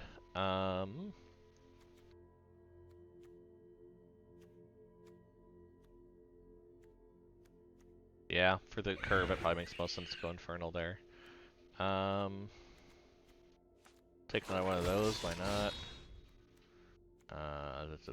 Probably just another one of those for Hasty. And a Bolt Robber, yeah.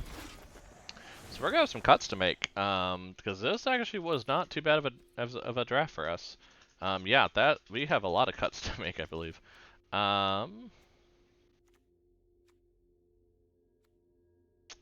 Like, this is actually gonna be kind of hard. Because we actually have a lot of really good cards. I mean, I guess when I'm looking at the cavalry here, is it worth it compared to, like, this? Because more likely this will be used. Yeah, maybe I just cut the cavalries as much as I'm like, those are good. I think I have just better cards than those. Maybe cut a way down, because that's a lot of Preacher exiling from my that I have to count on. Probably cut the Vault Robber. I don't think I'm going to play it. As much as, you know, probably cut the Magda too. As much as I'm like, I'd love to play it. Oh, but just the ability to be able to attack with it and get one treasure is so good, though. Do I play Beer? I mean, Birgi being able to boast twice is nice. It is just a 3/3. The Horn is nice late game if I really wanted to do that to like play extra cards, but do I play the Firewalker? Maybe this is one that actually isn't as good as I thought. Compared to like a 2/3 Death Toucher that gets me a card, or a 3/1, you know, something that allows me to cast two things.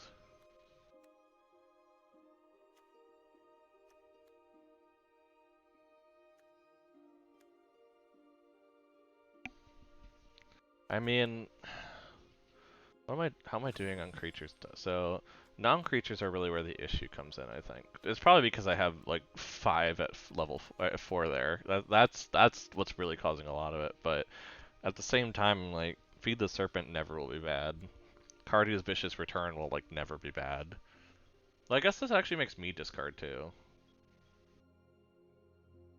But it will return something. It'll put something on the battlefield though for 4, which putting any of these on the battlefield again after losing them would be, so it just allows me to trade better.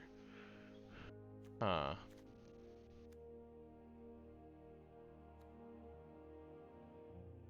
Maybe I don't need. Maybe these Infernal Pets aren't as good as I thought. Cause what am I gonna? I'm not gonna be casting 2 spells often a turn until way late, and at that point this isn't worth it. So maybe I just cut these.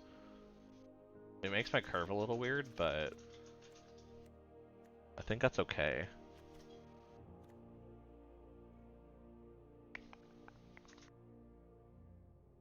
We just run 43. You know what? I've never been one to care about getting down to 40, so let's just run 43. Oh wait, we gotta pick the sleeve here. I almost rushed too far. We have to pick the Rakdos sleeve here. I mean this one is probably pretty good for Rakdos style thing like this. Let's be honest here, but the Chandra sleeves are always fun. Speaking of Chandra, what else would be very Rakdos-y feel? I mean there is the literal Rakdos sleeves. I mean that is a thing too.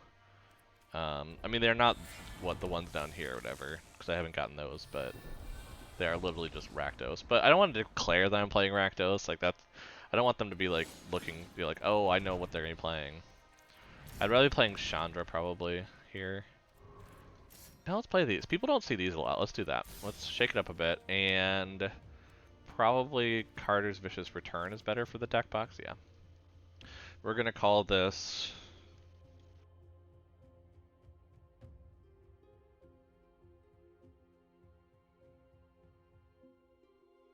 Return of Rakdos.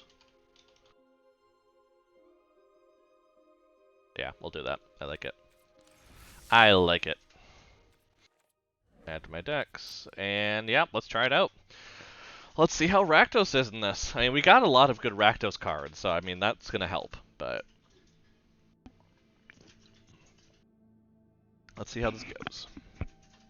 I mean, we can always change stuff around too if there's a card that's like, oh, that didn't work how I thought it would. Oops.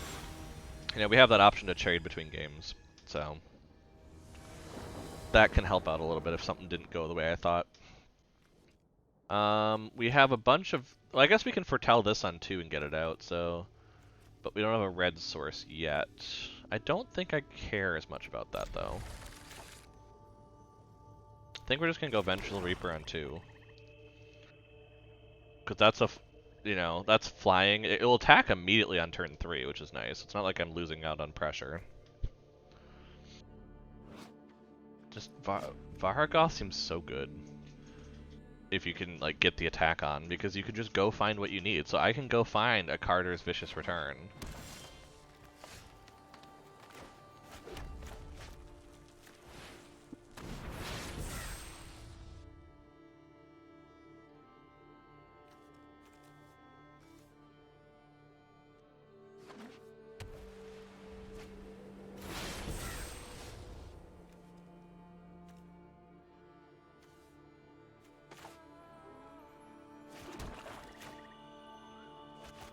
Let's actually put this out, because if I can attack with it and boast and just find something, I can go find, like... What do I go find at that point? Feed this... Maybe I feed the serpent? I don't know.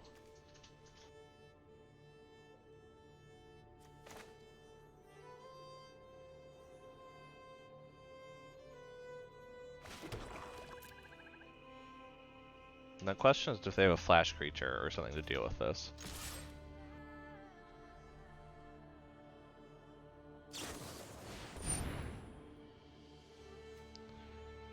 I'm actually okay with it. Oh wait, until it leaves the battlefield, huh? Okay. Well, I guess I lose my, well, let me go ahead and boast it now. Before it's too late. And let's specifically go get something to deal with that. I think that's just going to be a Feed the Serpent. Yeah, we'll just put that on top. Did I have to reveal it? I didn't actually check. Oh, it does not. No, it does. This is not revealed. That is actually really cool. I'm not gonna lie. And then let's put out a Death Touch. So they also cannot attack. This sounds great. Oh my gosh. I'm gonna get rid of their Sigrid, like, right away is awesome. I mean, the thing is, the only thing it was protect against is Birgi here, but... I mean, we might as well exile this. I mean, why not? Oh, they have their own flyer. That's great.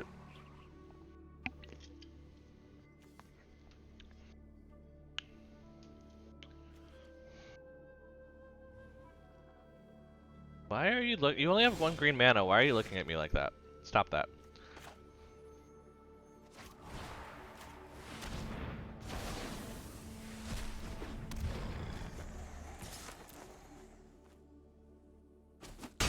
I have a lot of Death Touch. Actually, funny enough, this deck also could have been fine splashing for like Finn if I would have found it for the extra little part there, but I also know if they kill something, I can literally just get rid of their Courser, so I'm actually in a really good spot right now. I also could, if I get 1 more mana, I could put down the Horn and then start using that, which would allow me to discard cards like, you know, Tuscaria right now, which isn't going to be as good.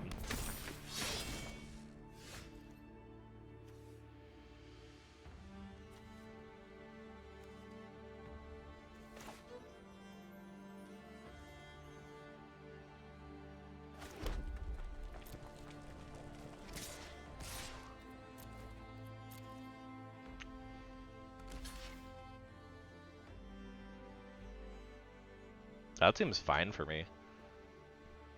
I'm good with that.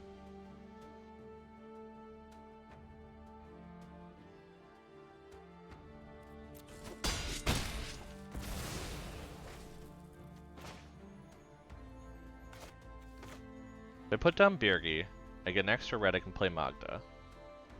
Yeah, let's do it. Birgi.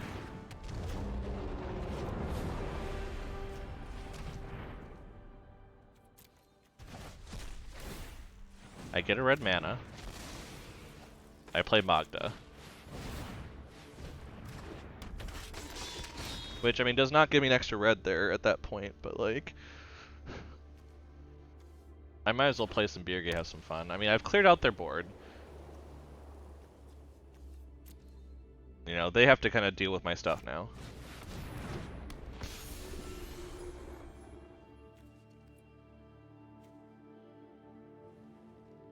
Stop looking at your creature than my creature. Why are you doing that? Oh, because you're going to fight it, that's why.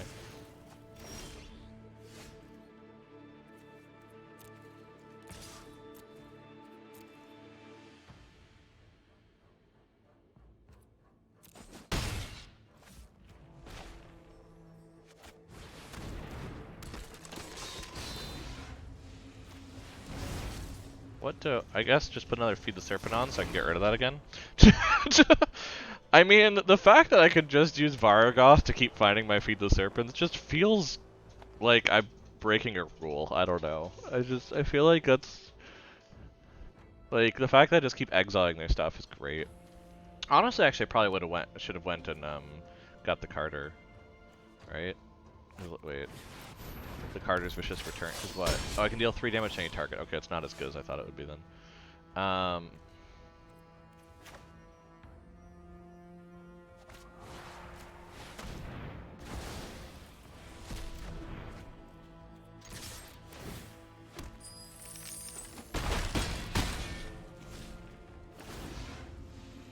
Because now I could just use this, and I can use the oh, this is so gross. Oh, this is just... Is this bullying? I feel like this is bullying, that I'm just going and getting the Feed the Serpent constantly, because the fact that I have 3 of them is just so mean. Because they're probably gonna, like, try and play something very smart and, like, exile stuff. And I'm just gonna be like, but what if I just, like, exile your stuff? I feel like I'm being very mean here.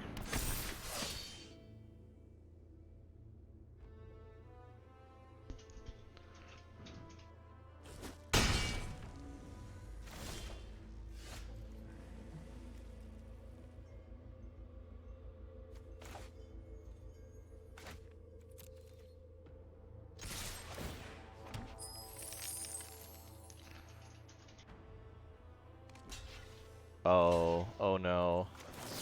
But what if I have a Feed the Serpent? Which means that your blocks are terrible now.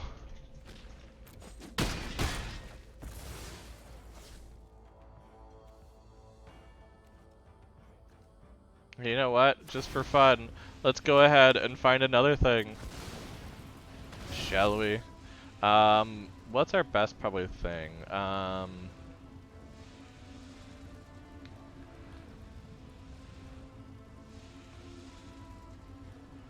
I mean, can I pay the full... Oh, I can pay the full thing on this, so that's something, but I don't think that's what I want to do. I think I'd rather go, like, Kennel Master, because they're probably going to want to block now, knowing full... Yeah, that would give me enough damage at this point. Oh, actually, interesting. So I will not have enough damage, but...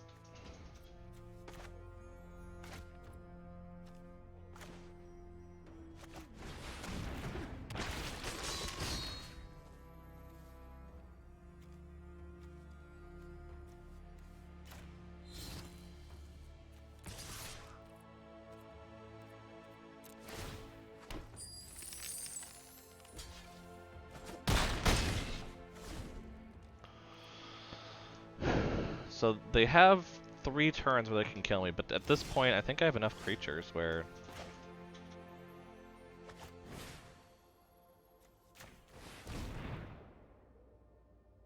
I just want to be able to keep attacking with Magda, which feels weird to do it this way, but at the same time, like, I just want to keep attacking with her, honestly.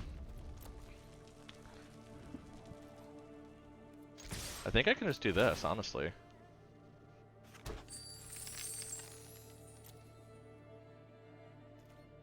Because they have to block something.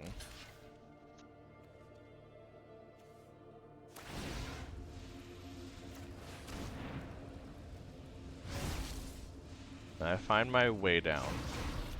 I then use this.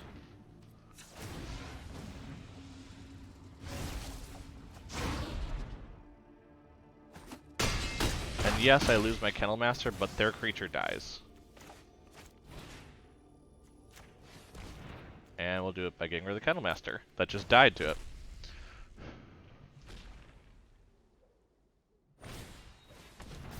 Oh, it gets hexproof. Nice. Well, I'm okay with this though because I'm going to kill them next turn. Unless they have some way to buff up their creature for power. Well, there is Mammoth Growth, so they do have a possible way to win this game. Now, yeah, I'm like, I don't think this deck plays Mammoth Growth, or whatever that green +4/+4 would be, but... Hey, we made silver! Awesome. And hey, did we win our first... We haven't lost a game yet. We've won one game and lost 0. Oh my goodness. Yeah, this deck is cool.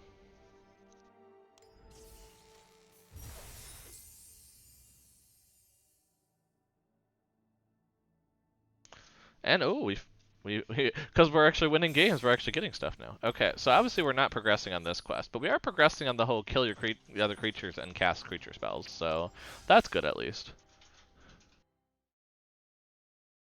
And I have started it with enough time where now I've been going quick enough through things in games that, I mean, if we make a good run, we could actually see the whole thing.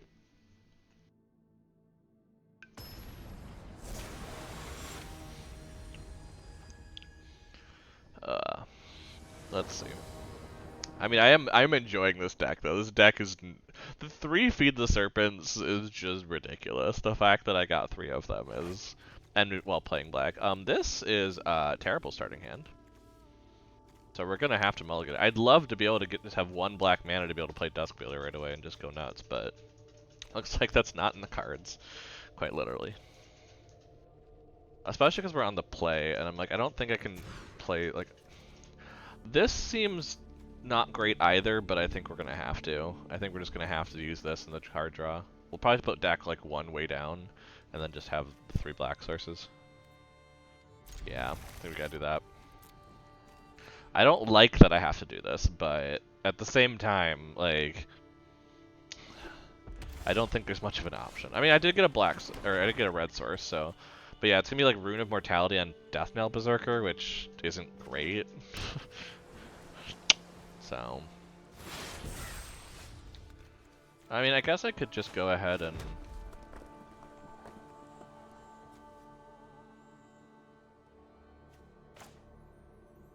Let's do this, and then, because next turn I can always just foretell this then, and still leave a black mana up for like way down.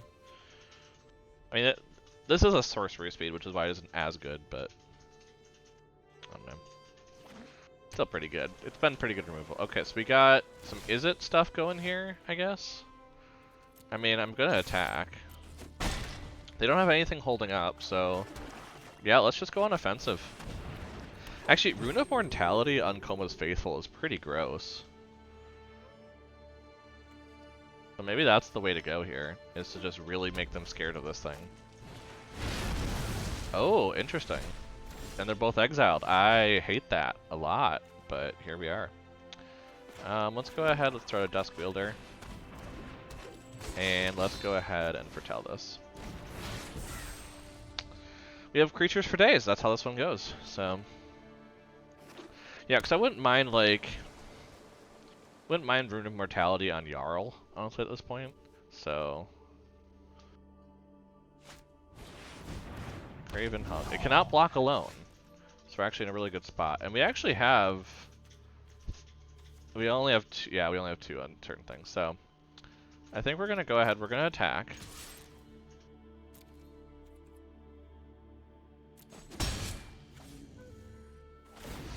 Gonna activate that. Just start gaining some life. And then... Yeah, I guess we just end turn. Maybe we bring out Jarl at the end of next turn, so then we can play Skemfire Shadow Mage. Because actually the idea would be to put Room of Mortality on this Shadow. Oh, jeez. Oh. Oh no. I don't like that. I think I have to take 8 here. Yep, that's what we're doing. But yeah, I think I have to... Okay, fair enough. Ugh. How did they just get lucky like that? Like, come on, that's just gross. But...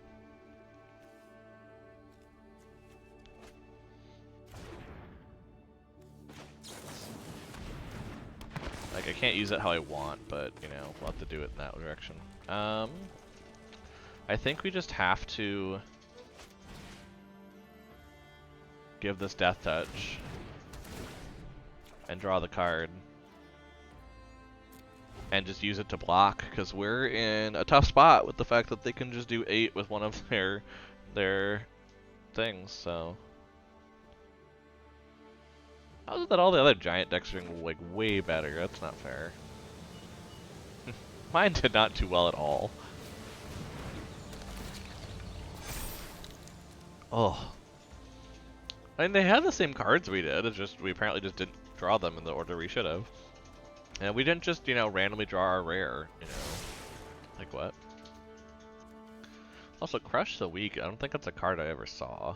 So that's not very helpful for early game control, but...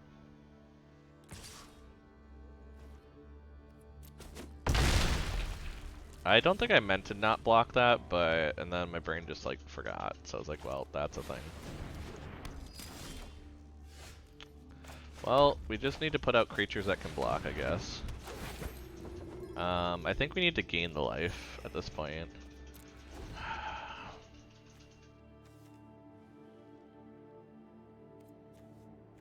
Yeah, I don't think there's really a good way to survive all of this. Because I think they're just going to attack. We're just going to have to lose all of our creatures. Yeah, is there a way to get out of this? I don't think so. But at the same time, I do want to kill one of their creatures because it's a quest. So I'm like, I kind of want to stick in here, even though I know full well they've probably won. What'd they discard? The giant? Seriously? Wait. That seems like it would have been really good on this board state, but okay. Well, that looks like a thing I'd want to block. Oh yeah, especially if we're not blocking with the... Oh yeah, this is great. Neither of them have trample, so... Now, the hope is to be able to do something about this stuff. Well, this will at least, like, keep us alive, I guess. So there's that.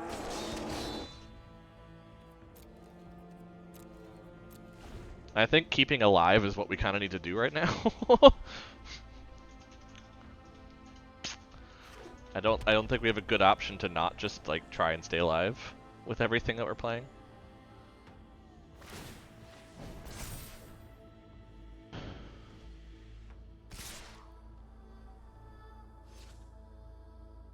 If they don't attack with both, this is really good, actually. Unless they have a combat trick. This kind of trade is amazing for me. Because I am not doing well. So, like, this is great.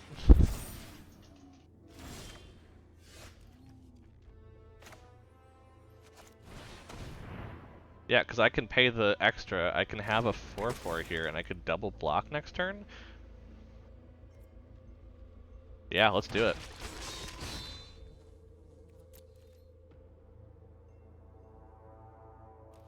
So I'm surviving. I wouldn't call this stabilizing, but I'd call it surviving. They still have so many tricks in their book of, like, squash, for instance, to kill something. But they're not... Ooh. Well, I'm just gonna keep putting out more creatures because I don't trust them. I do not trust them one bit.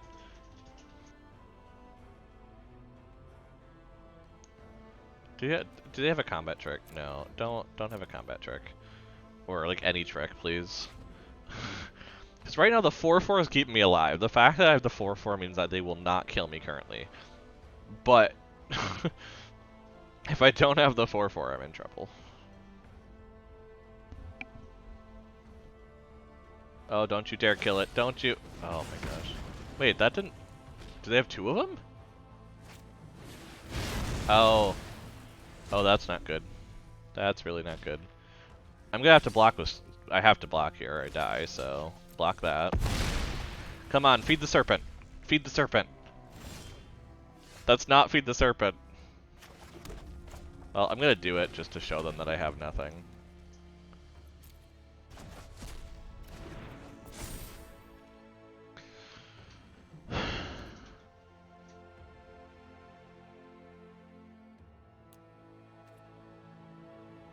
Maybe they'll time out. They think they've won. No, they won't. Yeah, it's a good game. Just finish the game, people. That's the problem I have around here. Is I'm like, when someone's won, just finish the game. Just, like, I'm letting you have the win. Just finish it off here. But, like, a lot of times, a lot of people just be like, going off. I'm like, unless you have some cool combo thing you're showing off, it's not anything I haven't seen. So. Okay, that was unfortunate. They had a perfect draw with their giant deck. And we did not draw any of our 3 Feed the Serpents to get rid of the Calamity Bearers. That did not help. So, got very unlucky that I just happened to have 2 removable pieces at the time where we needed to stabilize, and nothing you really can do there. You know, if someone just draws the right cards to deal with you, then you're dealt with. You know, that's how it goes.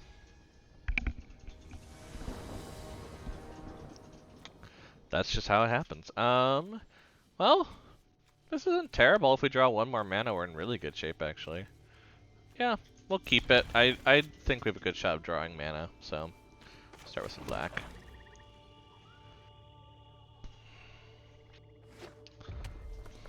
I mean, definitely heard those last words before of I'll just draw mana, but I do have a lot of good 3s right now, so it's like, well, I just will draw, you know, I'll just draw mana, you know.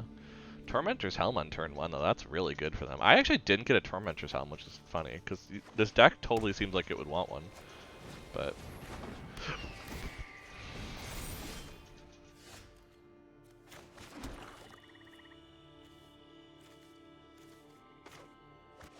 Now let's do this. Because the idea is going to be that if we get 1 more mana, we feed the Serpent their stuff and we attack for 4, so... Or they attack with theirs, leave themselves open, and I just have lots of fun with the Blood Sky Sire. I mean, the Blood Sky Sire and Birgi are the combo that we want. It's the idea that we can put 2 things on top of our deck. Or I guess, no, the problem is we can't do this twice, can we? Because we shuffle our library and put the card on top. So we shuffle whatever's on top is the problem. So we really only could do this once, but... Okay, another Feed the Serpent is really not helpful. So, you know what we're going to do? We're going to go ahead and attack, because they left themselves open.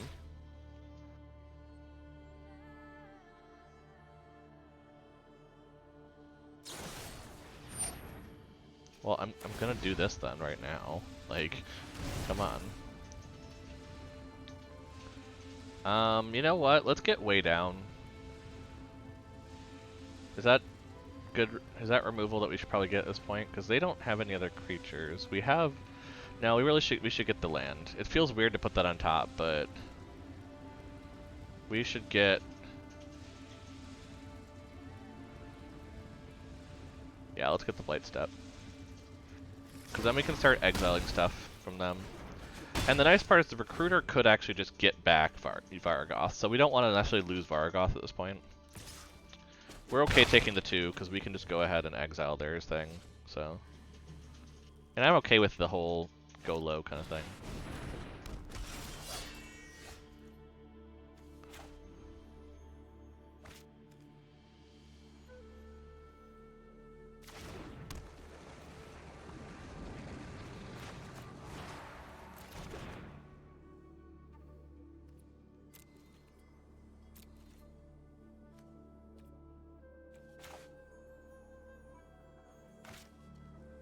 Let me actually play the Recruiter. They're probably gonna tap it down, but at the same time, I'd rather them do that and set up for a Feed the Serpent later, so they don't think I have it. So I'd rather just keep tapping this down, and then I can... No, it's probably not a smart move, actually. This is probably... I should have left up Feed the Serpent, but oh well.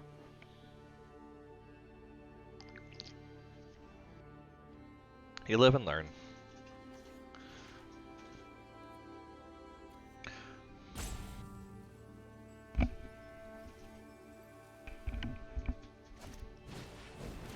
Fearless Pup, okay. So the nice part is that they don't have a lot of... They're probably gonna put on the Raptor, right? Oh, they're putting on the Fearless Pup, interesting. They only attacked with that. Okay, not what I expected, but fair enough.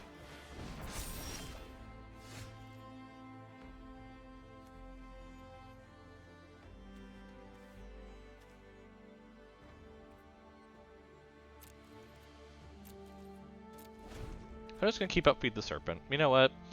They're in Boros. They're not gonna have any hexproof. You know. I think we can do this and kind of just screw them over a little bit. Because they're going aggro, obviously, so the fact that we're not drawing mana is really bad for us first, but I want them to attack. Think they have something.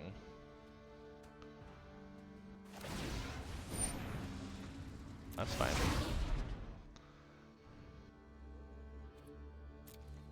Gonna block here.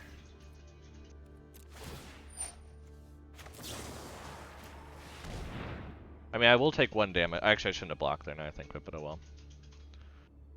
You live and learn with this equipment.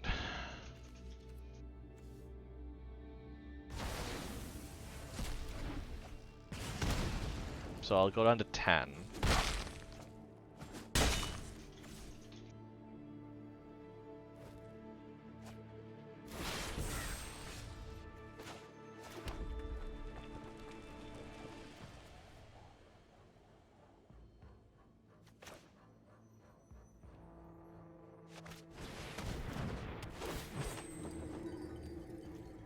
Gain some life. This way we can kind of make sure they can't attack. I'd rather prepare for them not to be able to attack than anything. Because, yeah, they can tap down a creature, but they can't tap down 2 blocking creatures. So, that's not as bad. Yeah, they're going to equip that up there. That makes sense. They're going to attack for the 2, which is what I just gained, so that's fine.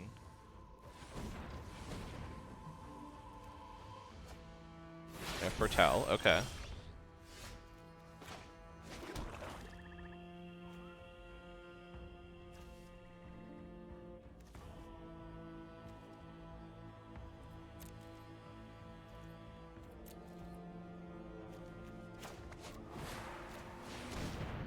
I think I'm just gonna do this now.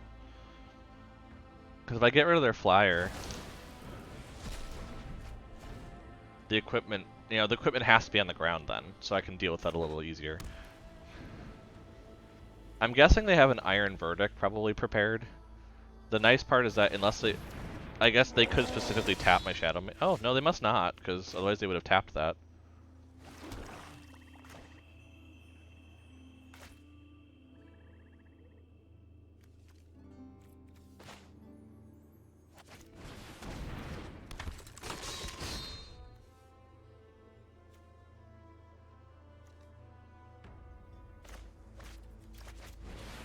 Let's just put out creatures. You know what? They probably have Iron Verdict prepared in their foretell zone. And you know what? I'm not going to give them the satisfaction. They can attack and tap something out if they want to kill it. If they want to do that, that's totally fair. But I'm slowing down... I'm going to slow down the aggro deck at this point. I'm very worried about their aggro deck. And I'd rather, try and see what I can do about it. The nice part is, with the Recruiter, I could start actually attacking and just getting things back to my hand in a turn and then playing it again. So, I could actually play Vargoth next turn if I'm able to attack with the Recruiter. I don't think I'm going to be able to, unless I get, the Helm. But it is something to kind of take note of as an option. So.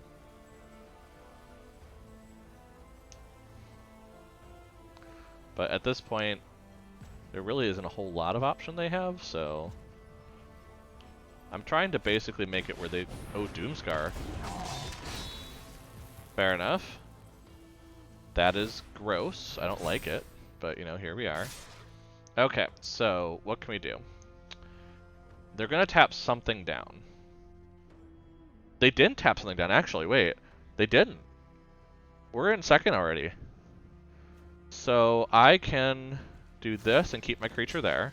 So that's probably a good idea. I can do this, because I'm going to lose that creature anyway.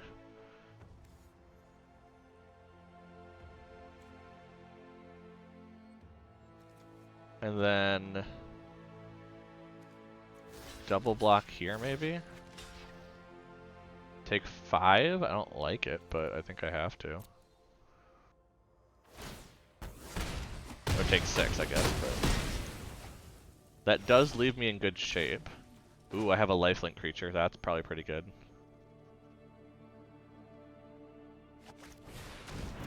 I can still kill this Doomscar if I do this. So I think I have to do this to get... yeah, I'm gonna have to do this to be able to do, to get back Vargoth. Because I need Vargoth to be able to survive.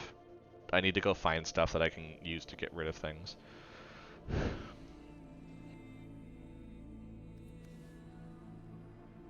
So... yep, that's expected. I'm going to double block here. Which is not great, but they're only going to kill one of them currently. They're going to deal 1 to me, and I'm going to gain 3 as long as they don't kill Koma's Faithful. If I'm following that correctly, yes. Yeah, deal 1 to me, fair enough.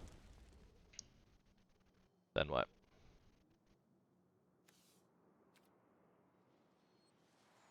Do you have Trample? No. So this is... I mean, yeah, I guess you do keep your Doomscar, but... yeah, what do I have down here now?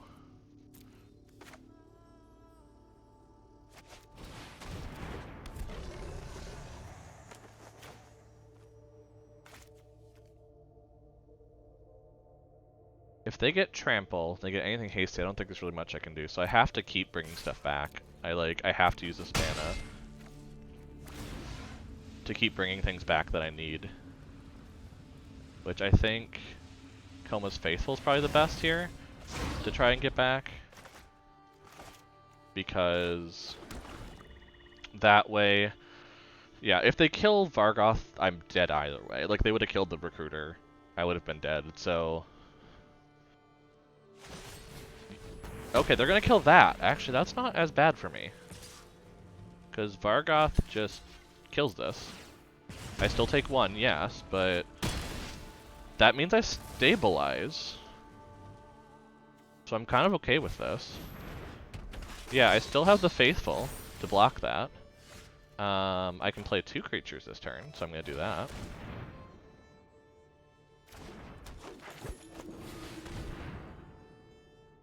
I might have stabilized this game.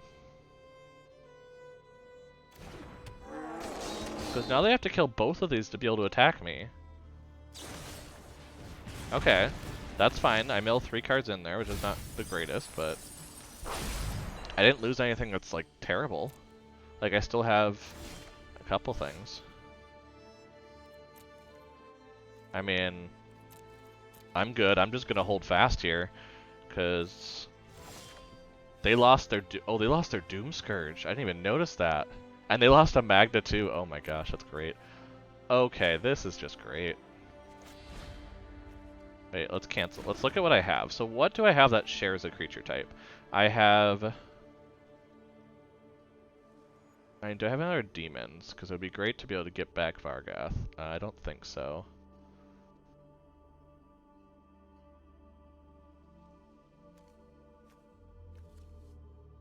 I think probably the Death Touch is better, so getting back a Cleric is probably nicer. So maybe the Recruiter? Yeah, the Recruiter's probably best. Okay, cool. So we're going to go ahead.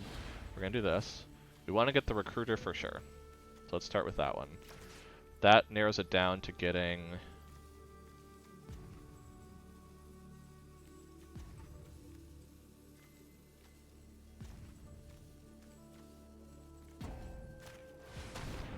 Let's just do the 2-5, that's probably just better.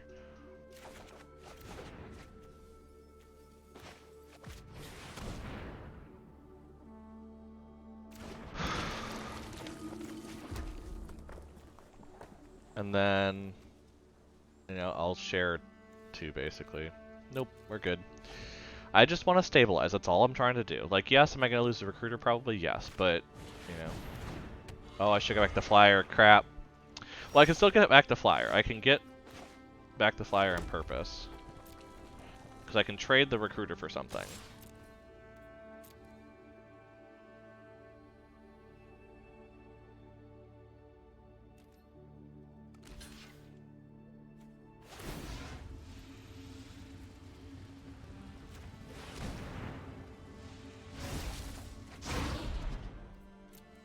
And this is actually great for me because...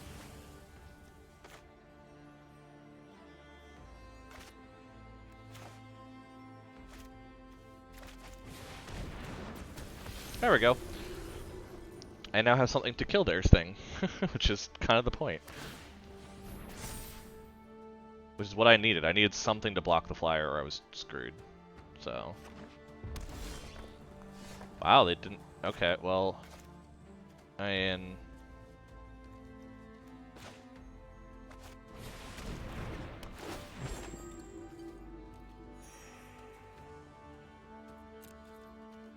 doesn't really matter what's on the ground at this point. So, might as well get in that damage.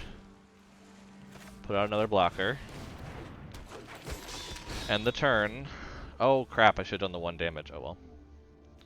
Actually, giving Hagi Mob Death Touch is like a huge... Did I just win?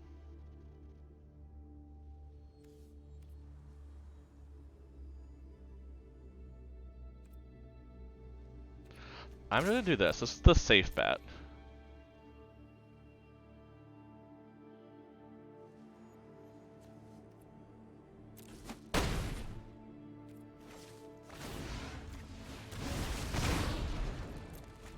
Because they can't kill me next turn unless they get a ton of damage out of nowhere. Yeah, I'm like, okay, I'm gonna do the safe bet. I guessed they were dead, but they didn't act like they were, and that that always makes me worry, especially with white combat trick things. So I was like, no, let's go ahead and just be very careful here. But, oof, 2 quests at once. That was nice. We got to 2 wins. That's pretty good. So we're 2-1. Yeah, let's keep the momentum going. Let's try and see if we can roll it along. I think I also have chocolate down here. I do have chocolate down here. I like when I just store chocolate in the desk and then I find it later. It's a good way to brighten your stream. There we go. That's good. That's some good chocolate. Ooh. This is good. I'll take it. Turn 1 Dusk Wielder? Hell yeah. That's really nice.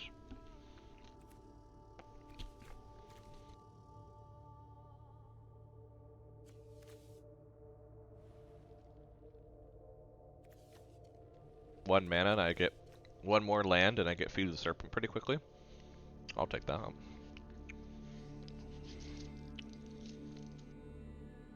They're still thinking, which makes me think they have a bad deck, or they're mulliganing, which either of those are really good to me. Well, like, not bad deck, a bad hand.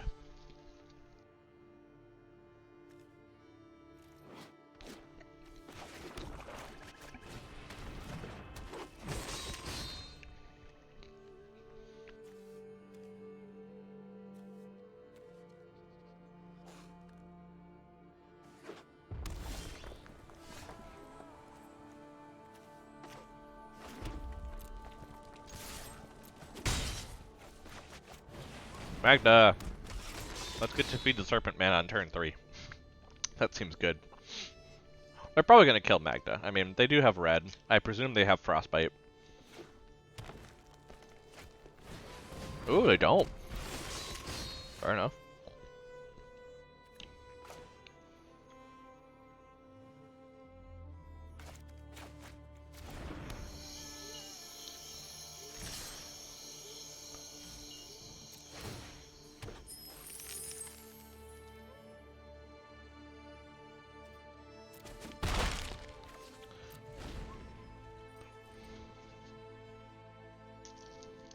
So I presume this is like a gruel. Oh wow, not gruel.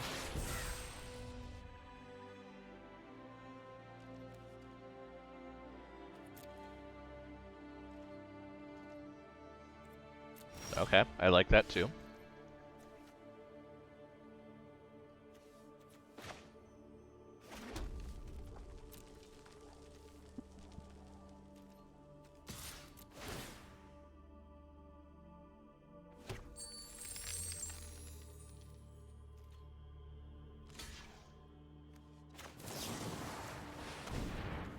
I'll just exile it.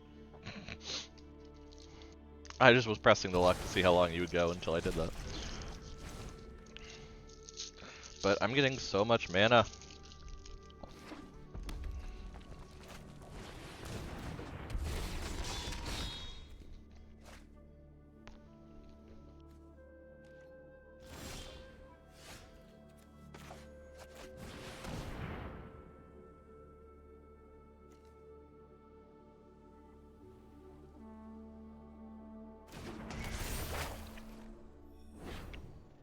Yeah, I'm gonna sacrifice Duskwheeler to do 3 damage to this, to be able to attack with Magda.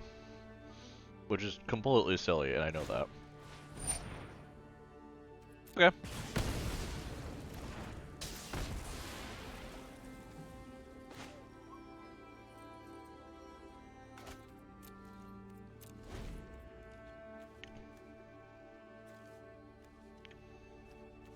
Yeah, I could just get these 2 back, which is funny.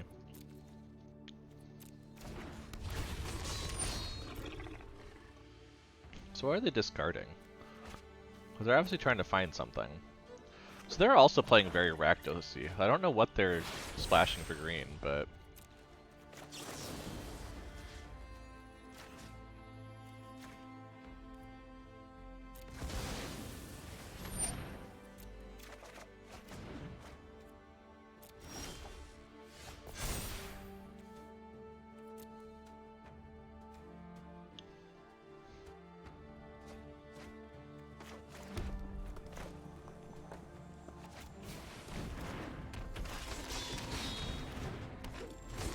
So I'm just laughing because I'm going to get Duskwheeler back. Or either they kill Magda again, I bring Magda back again with a counter. Or I get Duskwheeler back as a 2-3. So you're going to make that a 3-2? Or 3-1? Okay. That's fine.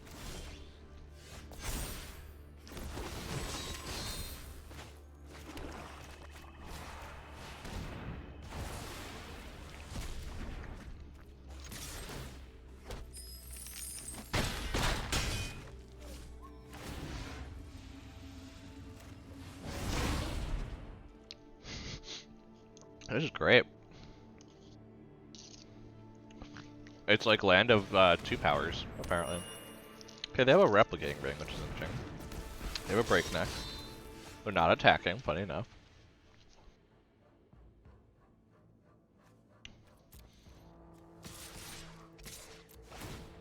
Makes sense just to keep attacking, because maybe they'll trade for something.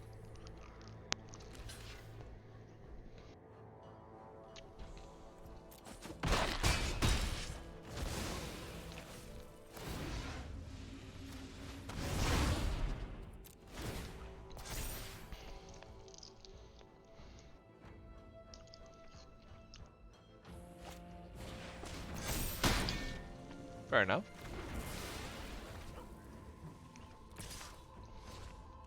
Oh, I'm like, please attack. I'd love that.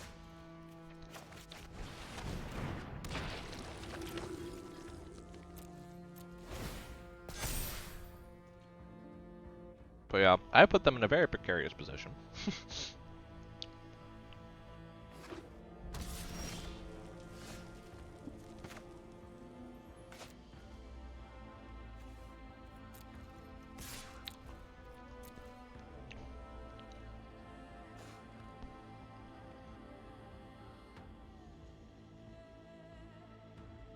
I mean, they have enough mana, so if they have anything to do...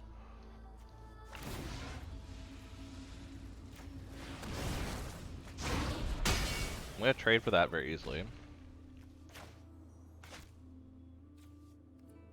I think it's better probably just put more threat on the board rather than play Magda here. Ah, you know what? Let's put all three out. Because why not?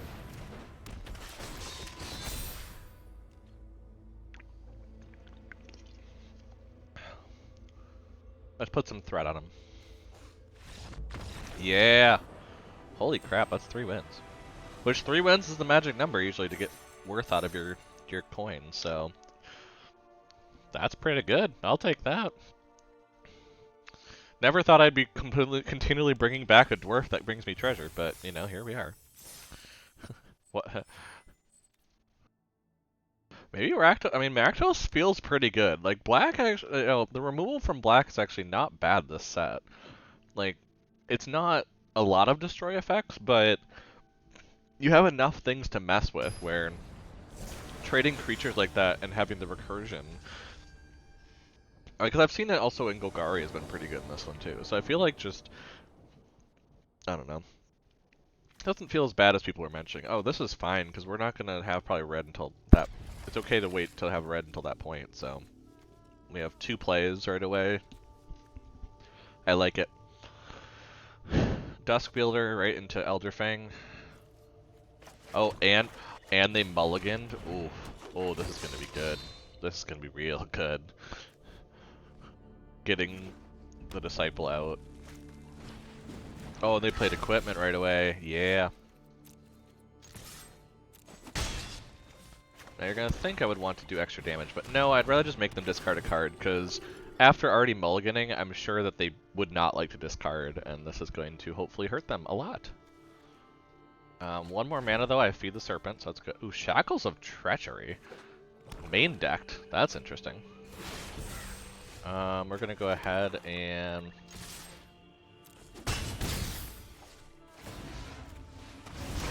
aggro with the 1 powers.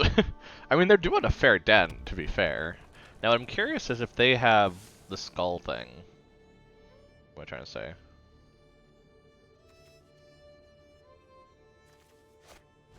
Yeah, they have skull raid. Okay, so I think losing Hagni Mob and the swamp is probably okay. Yeah, it wasn't greatest, but...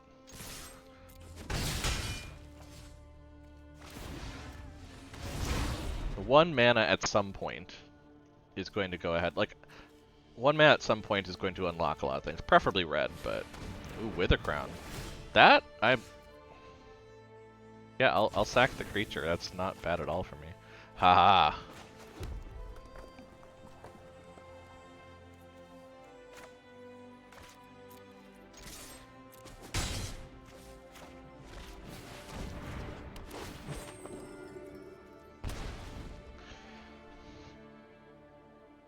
Because I still have Feed the Serpent to get rid of an issue card. So...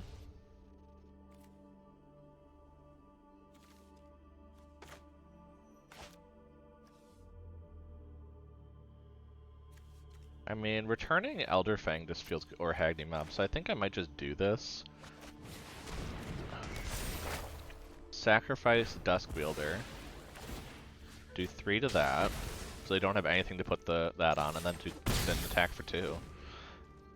Because, again, worst thing they make me do is they make me discard both these cards, which they didn't, so they don't have Skull. They don't have the Skull one, likely, Skull Raid or whatever. Or they're trying to look for a land to play it. Nope, they equipped. Discard that. What do they lose? Oh, that was Doomscar. Oh, interesting. So they were looking for a land to play Doomscar. Ooh, is that Silver Tier 3? Nice! That's 4. Holy crap, that's 4 wins. I'm talking very quietly. I don't trust this. I don't win things. This is not how this works. I'm not... I don't want to overturn the universe here. Like... But, ooh, what card did I get? Let's see. Dire Fleet Warmonger. Huh, That might actually be bad in Common Day Rakdos if you could pull it off. Like, that might actually have a play eventually. In like a sacrifice deck style format. Oh, I already have 4 of them though, so I just get some nice progress up here in the vault. But yeah, that gets us to 4 wins, so that's pretty cool.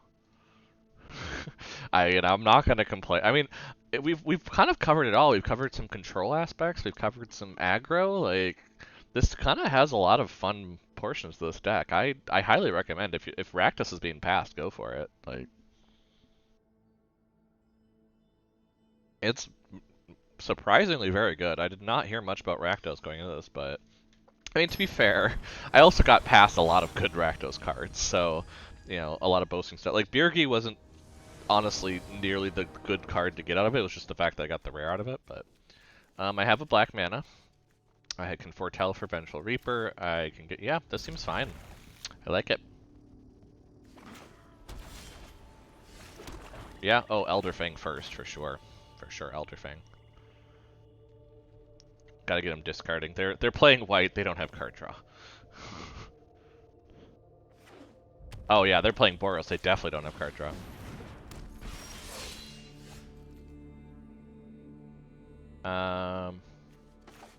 Yeah, I think this is better. Yeah, we can't block very well, but I think that's still better to get that out to get some of their cards out of their hand. Because in draft, if you don't have card draw, you're gonna run out of gas very quickly. Ooh, they discarded a land. Interesting. Okay. So this is definitely something I'm gonna feed. No, I think I'm gonna go ahead and wait for the next one to do that.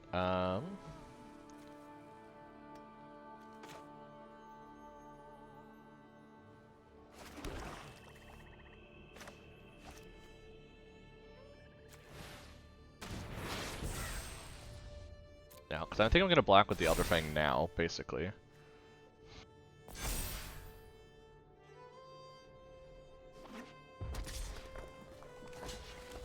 And have it like not exile anything then, is the idea.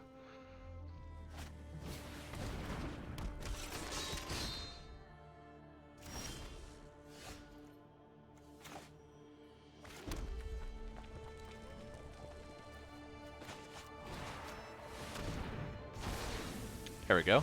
Remove that. This exiles nothing. They get no value out of it. And then I have a couple things next turn I can do. I could foretell this and then put out the Vengeful Reaper. That'd be fun.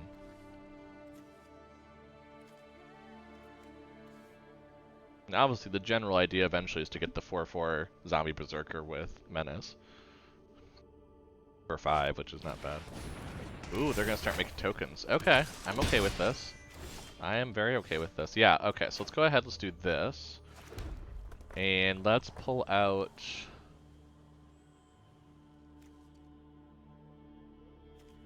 Honestly, maybe it's just a good idea to pull out a nice big creature.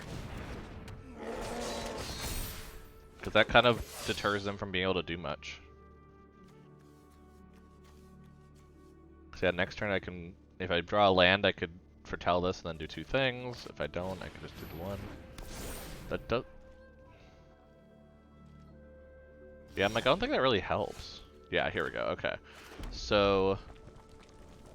spend that mana, foretell this, play this card,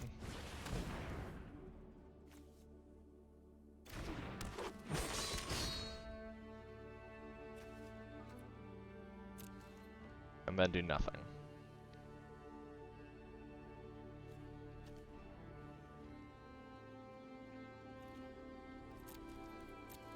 So I can flash out the Jarl if they decide to do something tricky.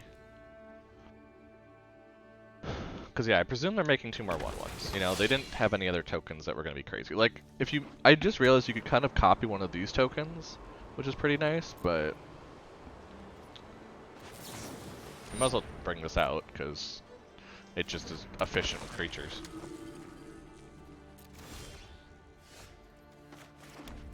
If I play this and equip it, can I... no, I still can't do that. Okay.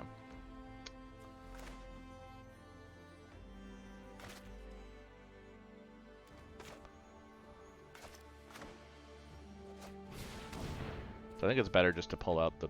Oh, I can't do double black now, can I? No. Okay. Oh well. That was a mistake on my part, but... This is probably better to be able to kind of make them start making decisions. You know what? Let's go ahead.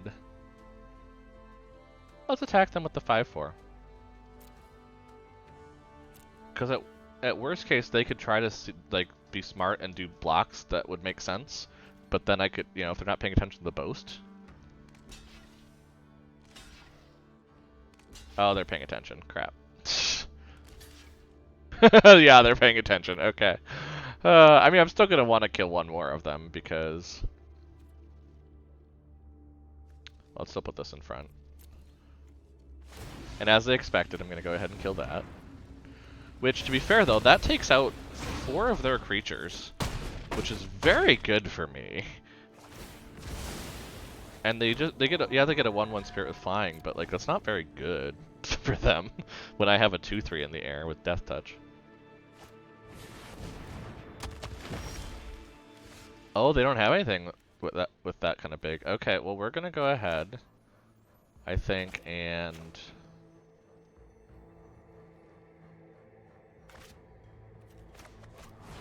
I'm just gonna exile that right away.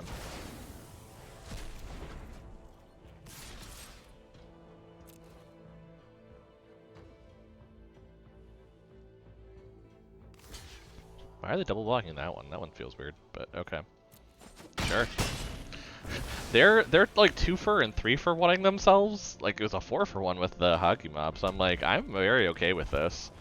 This is very fine.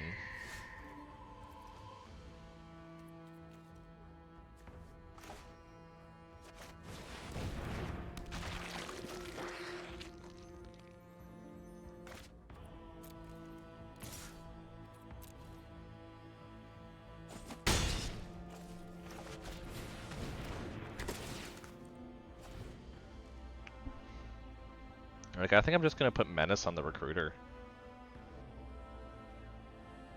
Seems pretty good. They're a 4-color deck? Oh, they have the Giant, holy crap.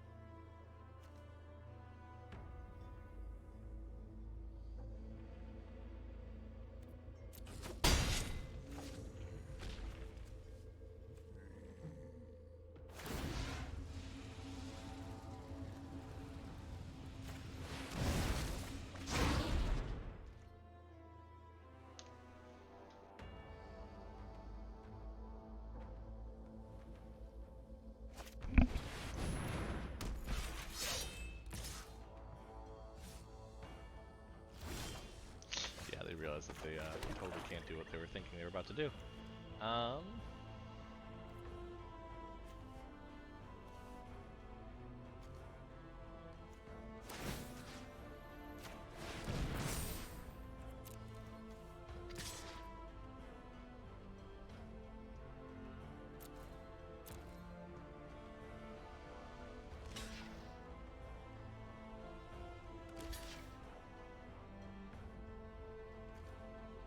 I'm actually kind of okay with this.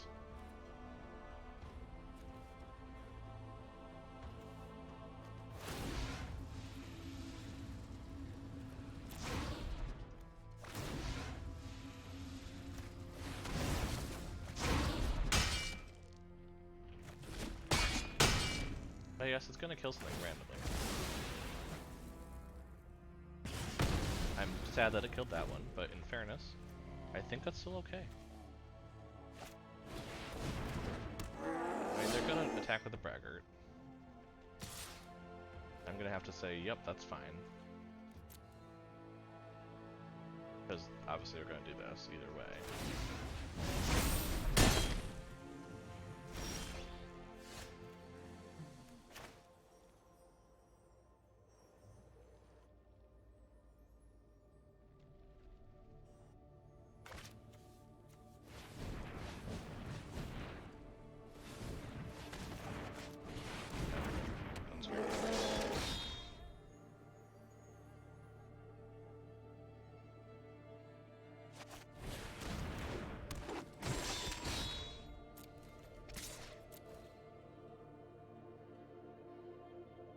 I want them to block with a braggart, because they block with a braggart, it dies. Question is, do they realize that?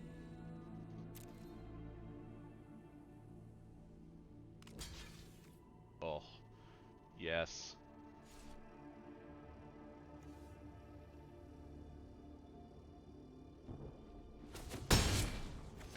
Fair enough. End the turn. Nothing I can do. But the Kennel Master to next time is going to be very nice, so...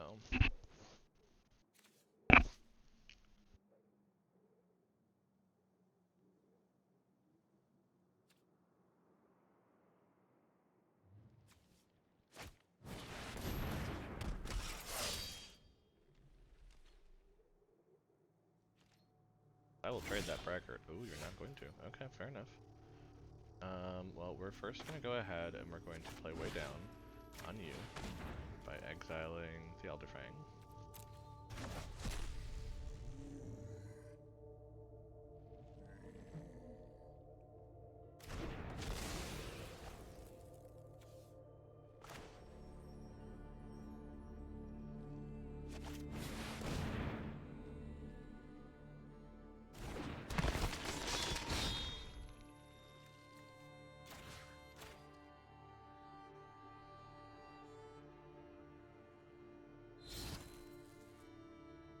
Something's gonna have to die.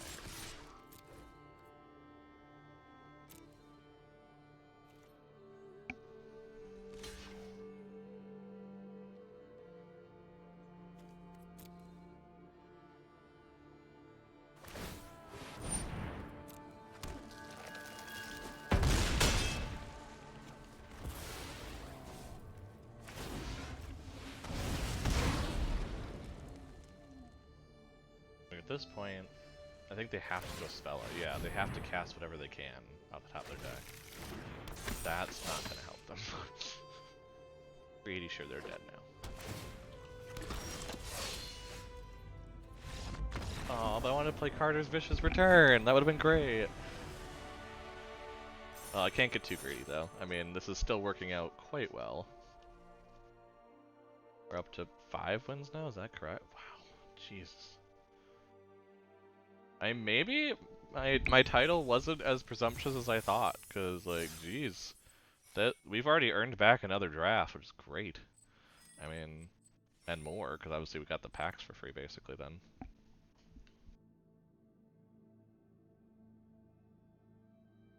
So black is better than people think, obviously. Starting to think that maybe LSV just said black isn't good in draft, so he could get it. I mean, I doubt that, but you know, it looks a little stronger because I'm like, maybe it's just the Rakdos combination or something, but yeah, this one's not too bad. I mean,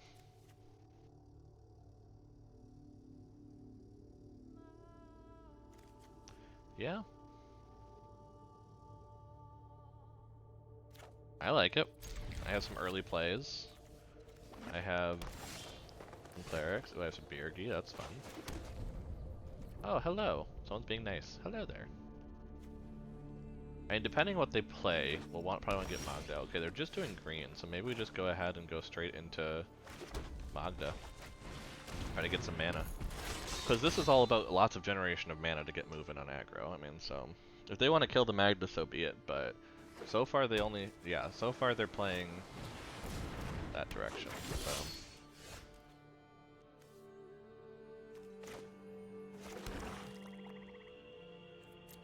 Yeah, let's do it. Let's see if they want to take the, you know, the chance of the 2-1. Nope. Cool. Then I'm going to put out Coma's Faithful.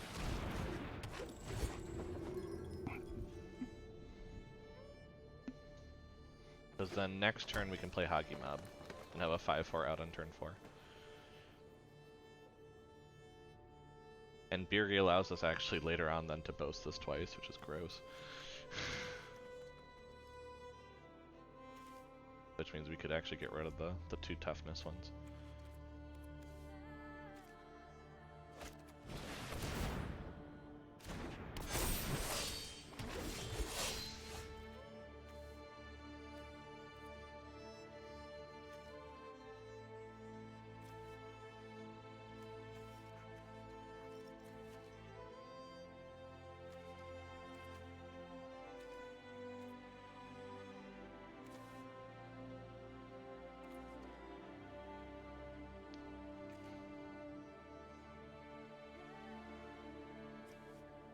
Aw. Let's go ahead, let's put Death Touch on Magda, just to make it a nice blocker now that we can't do much with it. We get to put this out then, and let's go ahead and put out...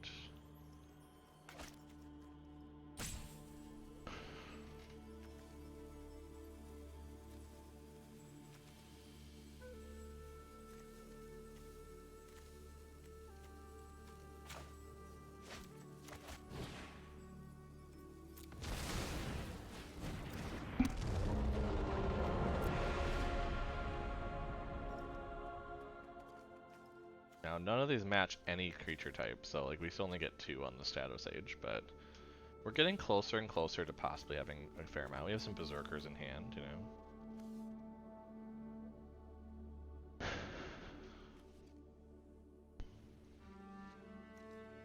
The nice part is next turn, if we draw a land, actually without drawing a land, we could play this and foretell. We can kind of set up for something later. I'm guessing they're playing a Changeling deck. I actually don't. I mean, it seems like elves, but they're also playing Simic elves, which would be weird. So I don't know if they're doing that. They didn't go find anything. Okay. Oh, that's when it dies. I keep missing that. Okay.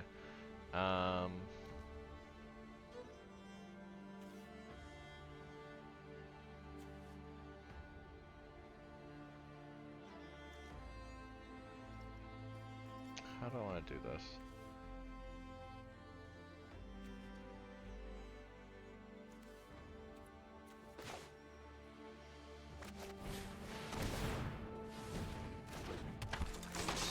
I think I have to do this, because I have to set up for the Jarl in a future turn, basically. And the nice part is I have a Death Toucher, so they're not attacking with their 6/5. You know, that's going to help a lot to slow the game down. And that's going to help me get to my point where I can, you know, sack things and bring them back and do all that sort of thing. Yeah, right now I have 2 Berserkers. Well, this is an Elf Cleric, actually, so that wouldn't actually... That would still count other Berserkers. I guess it doesn't necessarily count specifically that, but this just buff Elves and Clerics because it's one itself. Okay. They're making more snow sources that cause more mana. Okay. Nothing too crazy so far. Kazmina, okay. Not a fan of that. That's kind of rough for us.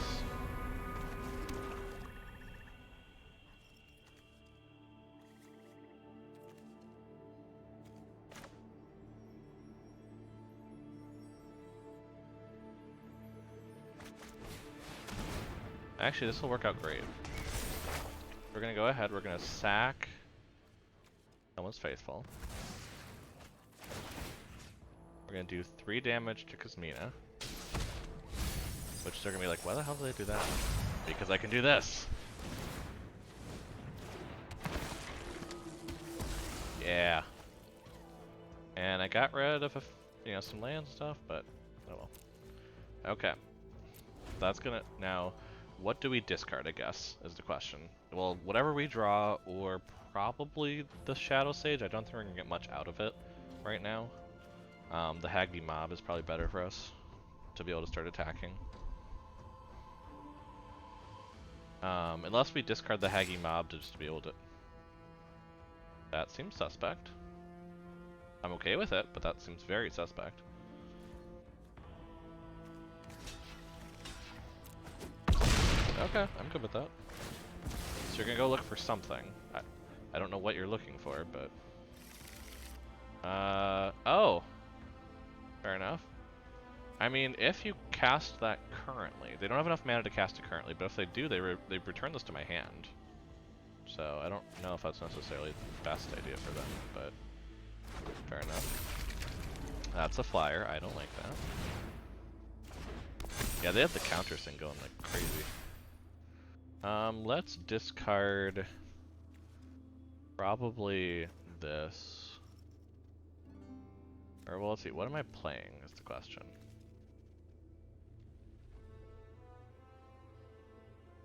Let's actually throw that down. I'm more willing to bring that back, basically. They're probably gonna discard not that, I presume. Unless that other card is so good that this isn't, you know. Yeah, what do they discard? Yeah, just that. That's not gonna be huge for them. Let's go ahead. If they're gonna bounce stuff, I'd rather put down the Shadow Sage and get something out of it. Make them lose life. Nope, no attacks. Because they're gonna hit their own stuff, and I mean, they have a shapeshifter there, but they're gonna bounce all of their other stuff. So, like, and they're gonna bounce my Vicious Return.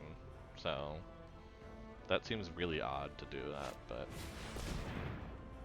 Oh, that's scary.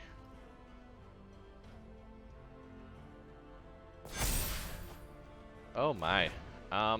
We might be a little outranked. This deck is pretty good. Like, I would never think about doing this sort of thing, but they got a lot of... They basically took everything snow, didn't they? Is what happened. Okay, well this is gross. I don't know how to... Unless I get one of my Feed the Serpents, I'm kind of screwed with that Mistwalker. But at the same time, I kind of want that Mistwalker gone. So... I'm also curious why I didn't pump it. Not like I was blocking. Oh, Glimpse of Cosmos, that makes sense. And they do have a giant in... No, they don't have a giant in there. Oh, they did. Wait. Oh, it can be in their hand, though. Okay, return something. So let's return the Death Knell. Because that's a 3-3 then. Let's... If I cast this, I can't foretell this, can I?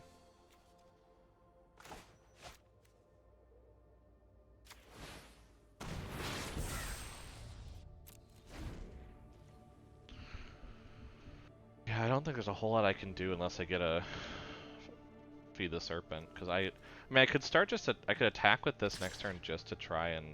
I guess I could have done that last one. I would have lost it, but like... Just to see if I could get the card off the top, because I do have a somewhat good chance of getting one. But... Now, do they bounce their own stuff? That's the question.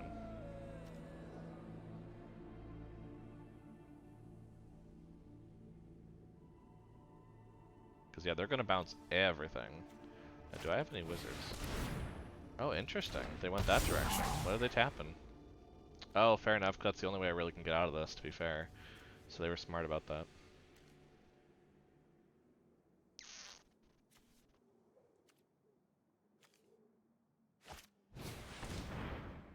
Yeah, this is a very good Simic deck. I mean, I'm already a big fan of Simic, so, like, this is great to see, but, like...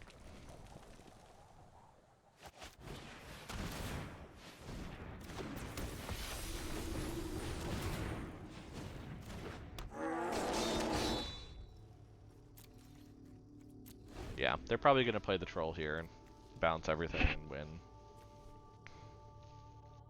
That's probably the problem. Yeah, because this is also a giant wizard, so... Good game. Oh, that deck was disgusting. And I love how it's also in Tamer, which is the thing I was trying... That's what I was trying to pull off, but I went the wrong way with it in entirety. I should have went Snow to make it happen, but... I'll take the L, you know?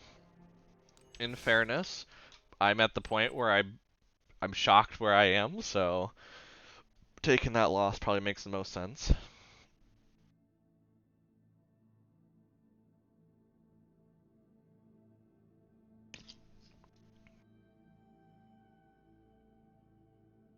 I mean, I've already matched how well I did last stream, which was it was exactly actually 1 win and 5 wins. So I'd like to break the 5 wins here. It'd be nice to get a 6th to like show I'm improving, but you know, we'll see how this game goes because it's now sudden death. I mean, I'm at 2 losses. It's honestly win or it's done.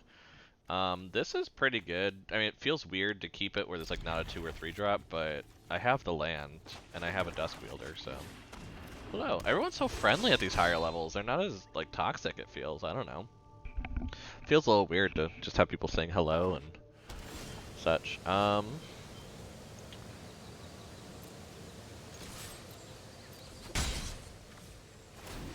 Let's start it off.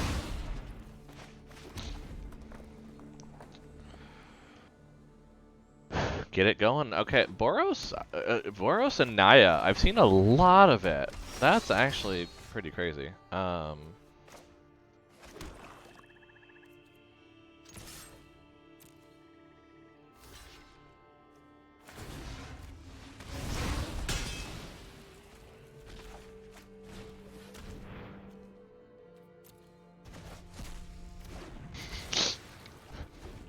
Yeah, did I 2-for-1 myself? Yes, but at the same time, I have removal for days, and so I'm really not worried. I'm playing aggressive, what can I say? They're playing a very similar deck to me, though, I will say. Yeah, I think I just have to deal with it. I'm actually drawing a lot of land.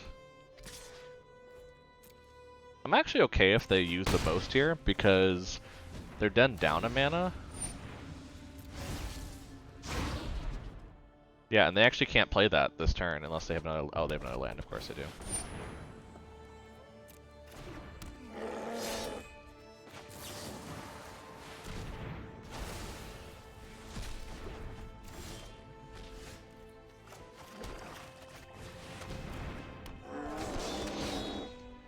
See, because I'm like, we could take a little damage. We gain some life early. I think we had to get rid of, though, the one that basically is like, yep, you're gonna. Oh, wait, that's an exile. That's right. Yep, you're gonna basically, you know. I mean, I'm gonna trade this. I don't know why they think I'm not. Well, actually, wait. Do I? Because they'll get a treasure. You know what? No. Let's get rid of their creatures. I actually can bring mine back, so I really don't care if they lose theirs. Especially for how much mana they put into that for getting nothing. They also forgot to well, I guess they wouldn't have had an exile. They would have lost the card for sure. So I'm like, I'm actually very okay with what's going on right now.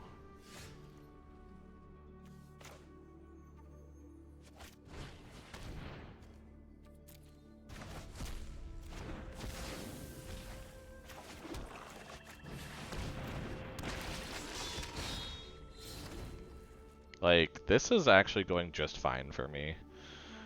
It feels weird because it doesn't seem like it, but at the same time, I'm like, at this point, I'm doing fine. Them not having anything is way better for me. So that can get indestructible, so we're just gonna ignore that.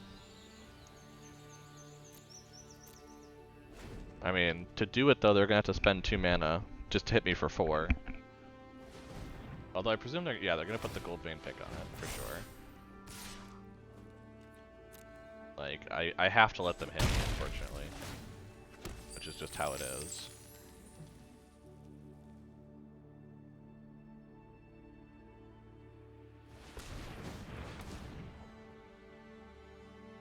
This game's gonna be a bit hard. They seem to have a very similar deck idea to me, which is just value-y things, so...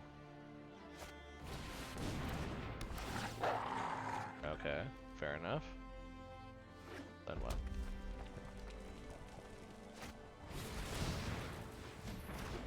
Okay.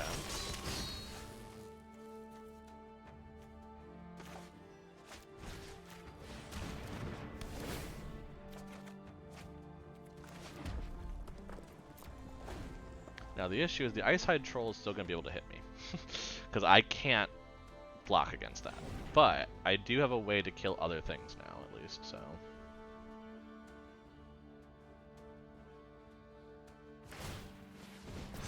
Oh, I see what they're doing. Yeah, they can attack with the Ice Hide then. They can easily do it. I mean, this still makes the most sense to trade there, in fairness. Because I'm probably only taking 2 unless they activate the Ice Hide.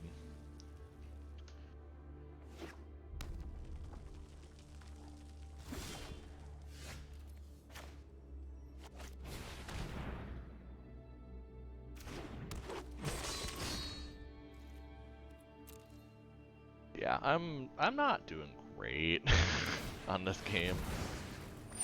Okay. Yeah, this is gonna be a lost game. I mean, I just ran out of cards very quickly. I didn't get any of my card stuff, you know.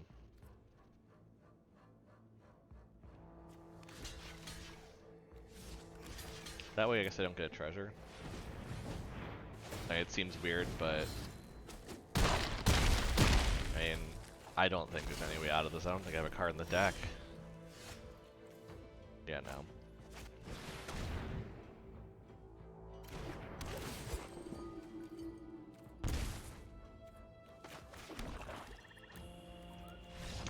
Well, apparently my upper ceiling is 5 wins. For whatever reason, it's 5 wins. But hey, we got to silver 3. That's pretty good though for the grinding that I was doing. I wouldn't really say much of grinding, but you know, we'll take this. It's what, 1600 gems and 4 packs. Cool, cool. You know what? We need one more win. Let's play a brawl deck, and in honor of my newest, commander deck, I am gonna play some Kinnan. But just to finish off that quest, you know, get me to the weekend for quests, and you know what? Because I'm at that one more win, and I get to have another uncommon card or higher. So you know what? It's good to get that extra win. Let's try it. I also do have the Tulane deck, which can go off like crazy. Honestly, what can make it go crazy is when you start basically playing small creatures one after another to the point where you're putting lands on the field like crazy. And because yeah, what is that? I can't remember, the one that makes all of your creatures forests. Makes creatures forests. He'll probably tell me. Ayasha, there you go. Or Ashaya. Ashaya? Ashaya. I think it's Ashaya. That sounds more right. With that one, it gets a little funky because you could basically just be doing your own. This is a terrible starting hand for Kinnan. This is technically not better, but I don't think I want to mulligan once more, so I think we just have to keep this and hope that we get like one more thing early. Because Midnight Clock will carry by itself, yes, but I don't want to rely on Midnight Clock to be my 1 mana rock here. But especially because we're playing against Vorinclex, which already worries me. Ooh, there we go. Nice. Woodland Mystic. Then we can play Kinnan into Midnight Clock, and then we can play Nyxbloom Ancient next turn.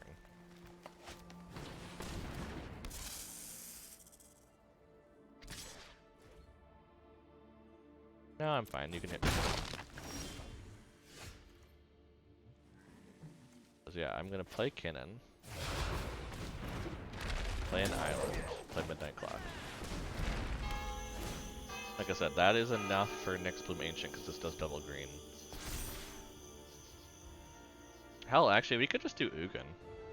We could just Ugin and start killing their stuff because they are not anywhere near Vorinclex right now. So it might be better to get Ugin down right away and get it to 9 to kind of create some threat. So even if they put down Vorinclex, then I don't have a problem with it.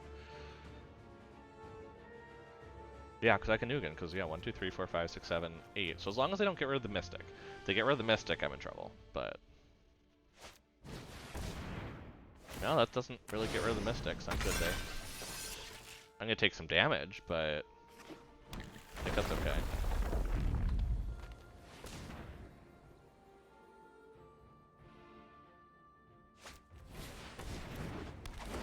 Yeah, they're gonna hit me for 3. What's gonna happen? I'll just take damage. You're good. Yeah, let's just go ahead, do this, and just go into Ugin. The axiomatic structure of reality lies in reflex. Consider this a warning. Yeah, next turn we could put down Nyxbloom Ancient using Castle Garenbrig, and that basically means we have enough mana to go a little nuts. But yeah, they have enough to play Vorinclex right now. I don't think they should. Ooh, they are. Interesting. Fair enough.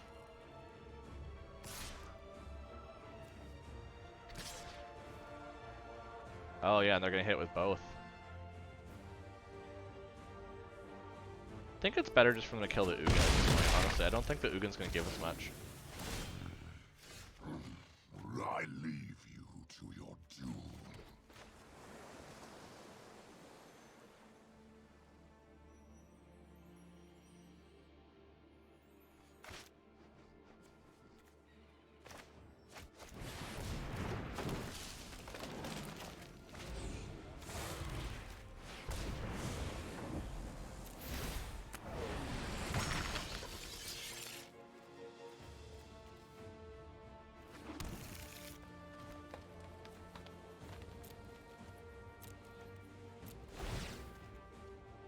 But the nice part is I can ramp up Midnight Clock like crazy now.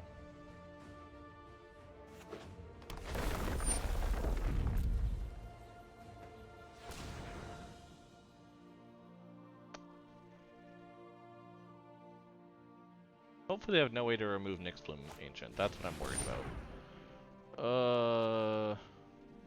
What do they target? Do they target the Midnight Clock or the Nyxbloom? Now that I realize I shouldn't have the Nyxbloom on top, but oh well.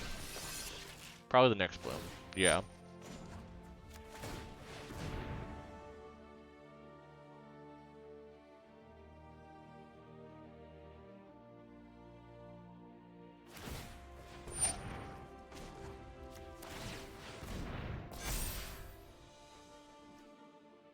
Oh, I can't put counters on Midnight Clock. I just realized that. Oh, this sucks. Oh, I might be in trouble. Oh. Well, let's see what I draw. Because at this point, and I've seen Vorinclex around so much being played, I'm just like, yeah, I have to do the pull. If I don't do the pull, there's no way I'm winning this game. Questing Beast is not bad. I can do this.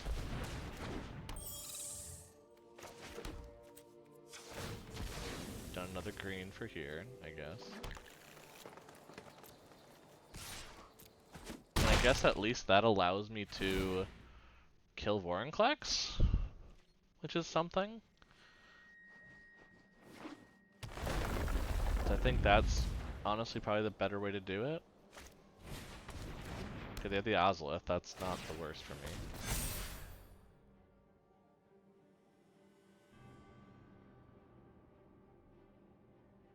Cause yeah, I will kill your Vorinclex. Like, hands down. No problem doing it. Yeah, I'm like, I don't think that's what you want to do. Okay, what do I find to kill the Vorinclex? Elder Gargroth is nice.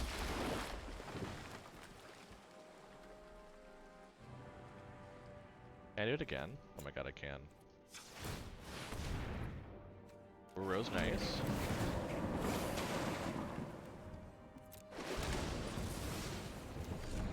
Allows me to gain some life and no attacks, because I'm just going to bring in the Uro next turn.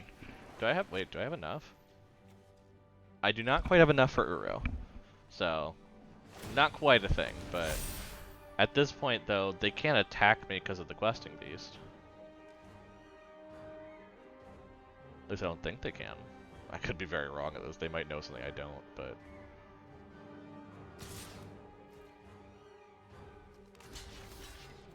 Like, I'll take the 2 damage. They don't have enough mana to replay it. That's like very good for me. Oh, they do have enough mana to replay it. Okay, because they had a land in hand. Okay. Honestly, that's not the end of the world again for me, because then I just play down Uro. Oh. But no, let's play Uro first. And lose these. See what we draw. Gem Razor, fair enough, which would kill the Ozolith.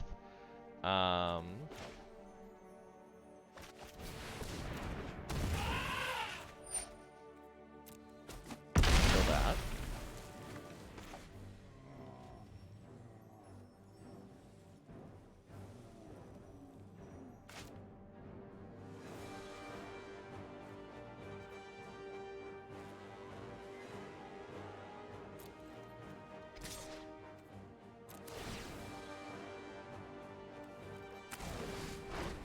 Oof, that's a draw. That's a draw.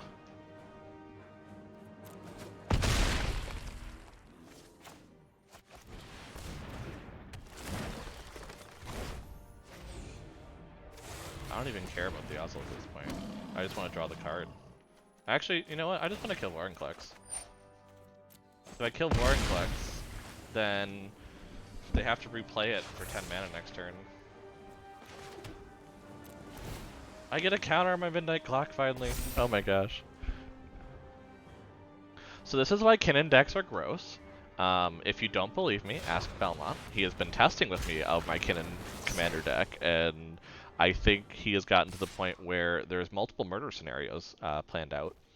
Um, Honestly, I think I could just block with these two. That allows me to draw a card.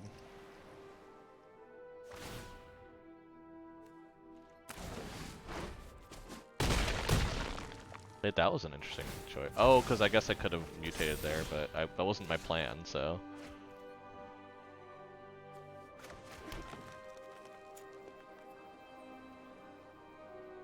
Actually, let's just play this. This is only 2 mana. I won't get a counter on it, but okay, that's not exactly what I was hoping for. But yeah, let's look for something that could possibly get rid of that.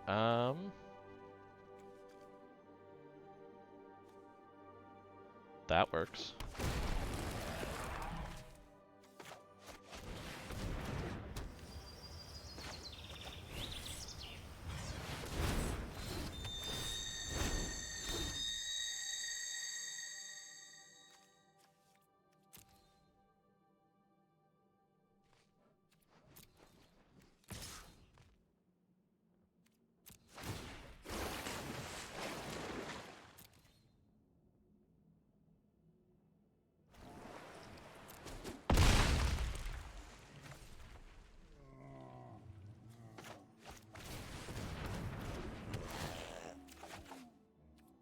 Ooh, good. Because actually, if I could steal Vorinclex, this game's over.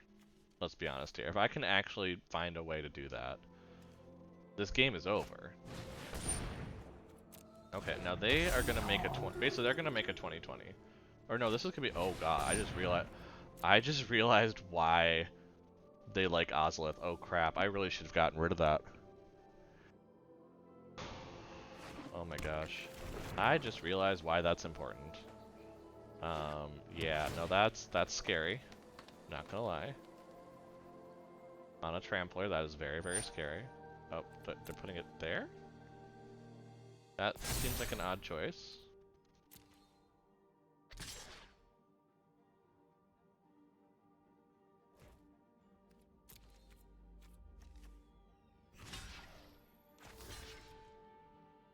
Doesn't have trample, right? I'm not losing it?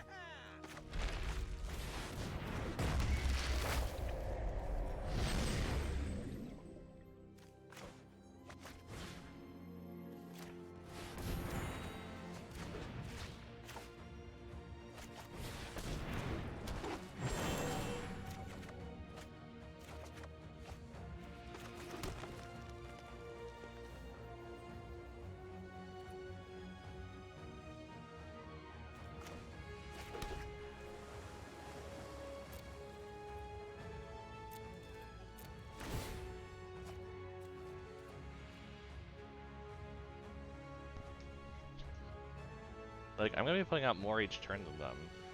And next turn I can attack and kill them. But I'm like, this is an interesting decision.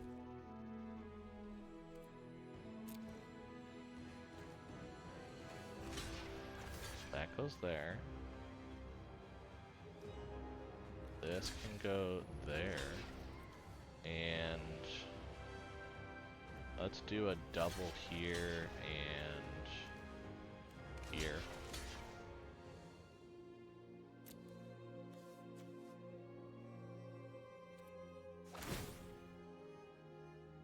Let's go ahead and draw a card.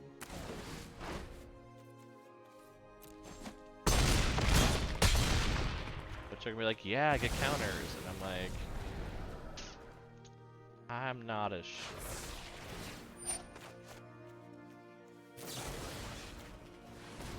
Wilt! Yeah. Yeah, you can resolve that now.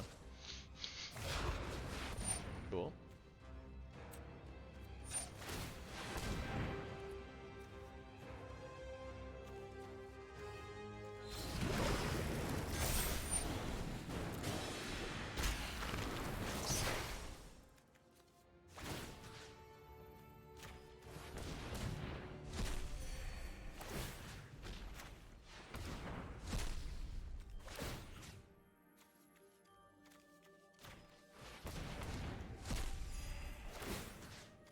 gonna get rid of their graveyard, in case they have something they can do with it. It's probably better to do that.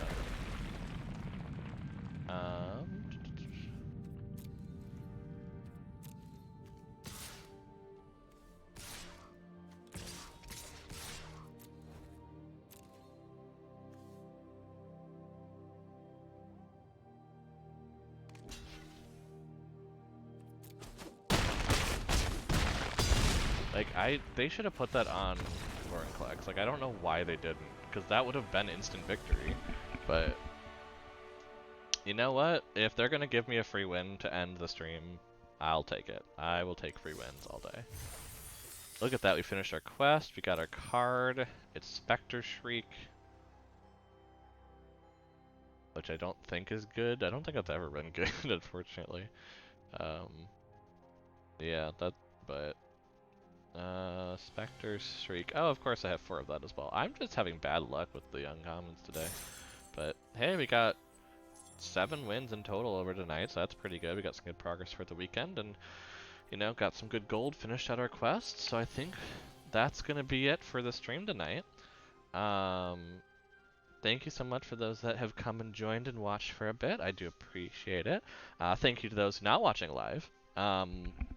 If you found it on Twitch or if you found it on triedgamers.com in a few weeks.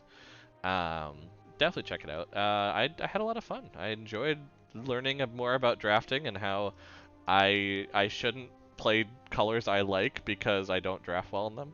But that's how it goes. Um, and I think that's a lot of lessons learned. I mean, Rakdos was pretty good. I'm not gonna lie, and we saw a couple other like Rakdos or Boros aggro kind of things. So I think aggro is kind of pretty good in Kaldheim because of how slow. The slow stuff, if it can make it to it, is great. But in draft, you can't draft enough control. So I think that's why in standard we're seeing so much control. But in draft, you really can't. You have to go aggro. So I think that's where we had issues with the whole Giants one. Is just you can't control the deck. You can't control the field well enough to do it. You need more cards or constructed. So those are my tips. If that means anything to you, I don't recommend that they mean anything to you. But if for some reason you've ended up here for tips, congrats. I don't know who's doomed due to this.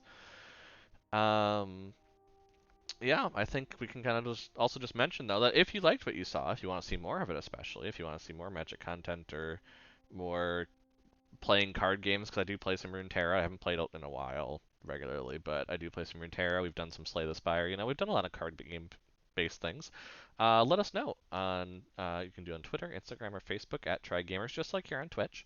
It's just an easier way to reach out than kind of Twitch whispers. And you can kind of let us know. But also, we like to post notifications and things there. Um, Upcoming schedule. So for the proper work week, we are done streaming. However, our next stream is coming up on the weekend. It's our lazy Sunday afternoon programming. If you've been here for that, and that will be Stardew this week. Yep, Stardew the Next Generation. I'm like, what did we play last week? I don't remember. But it was Dungeons because that's what happened. It's just Sunday's been so long ago at this point. Then we start back off the week on Monday with more Stardew. Actually, funny enough, it's a double feature Stardew again this coming week, where I'll be doing some modded Stardew Valley Expanded. And it's also, so I like to call it Mental Health Monday. It's the time to bring your tea, bring your cozy blankets, and we have more of a chill stream. As if not all of ours are chill, but most of ours are pretty chill. Then next Tuesday would be back with Celasta on Belmont and Chill. He's been making good progress through that, and it sounds like it's been very up and down based on those dice rolls. So if you want to see some interesting luck, that's definitely the place to go. And then next Wednesday, the idea would be returning to Temtem. At that point, I'll probably have grinded a bit more. I'll have a team ready for Tassa Desert. Or I'll, depending on what I decide to do over the next few days, I might just try to start preparing a team for um, the Crystal Shrine. I might, I do have a team set aside. I just need to do some leveling on them. Or maybe that's the decision where I instead decide, nope, I'm just gonna go after um, Dojo rematches. But I, if I'm doing that, it's probably because I'm actually working on it during stream. That's a bit further. That's gonna take a lot more um, work to put together because I've seen how difficult those are, and it's a little rough for sure. So we'll see kind of on that one if that's what we end up doing. But having 8 Temtem ready for that is a lot of work. So we'll kind of go from there. Otherwise, as always, I always like to mention at the end, take care of yourself, be kind, stay safe. I know there's a lot of stuff going on around the country between ice storms and weather stuff and events and everything. So, take care of yourself. Uh, and we'll see you all very very soon. Have a good night. Bye bye.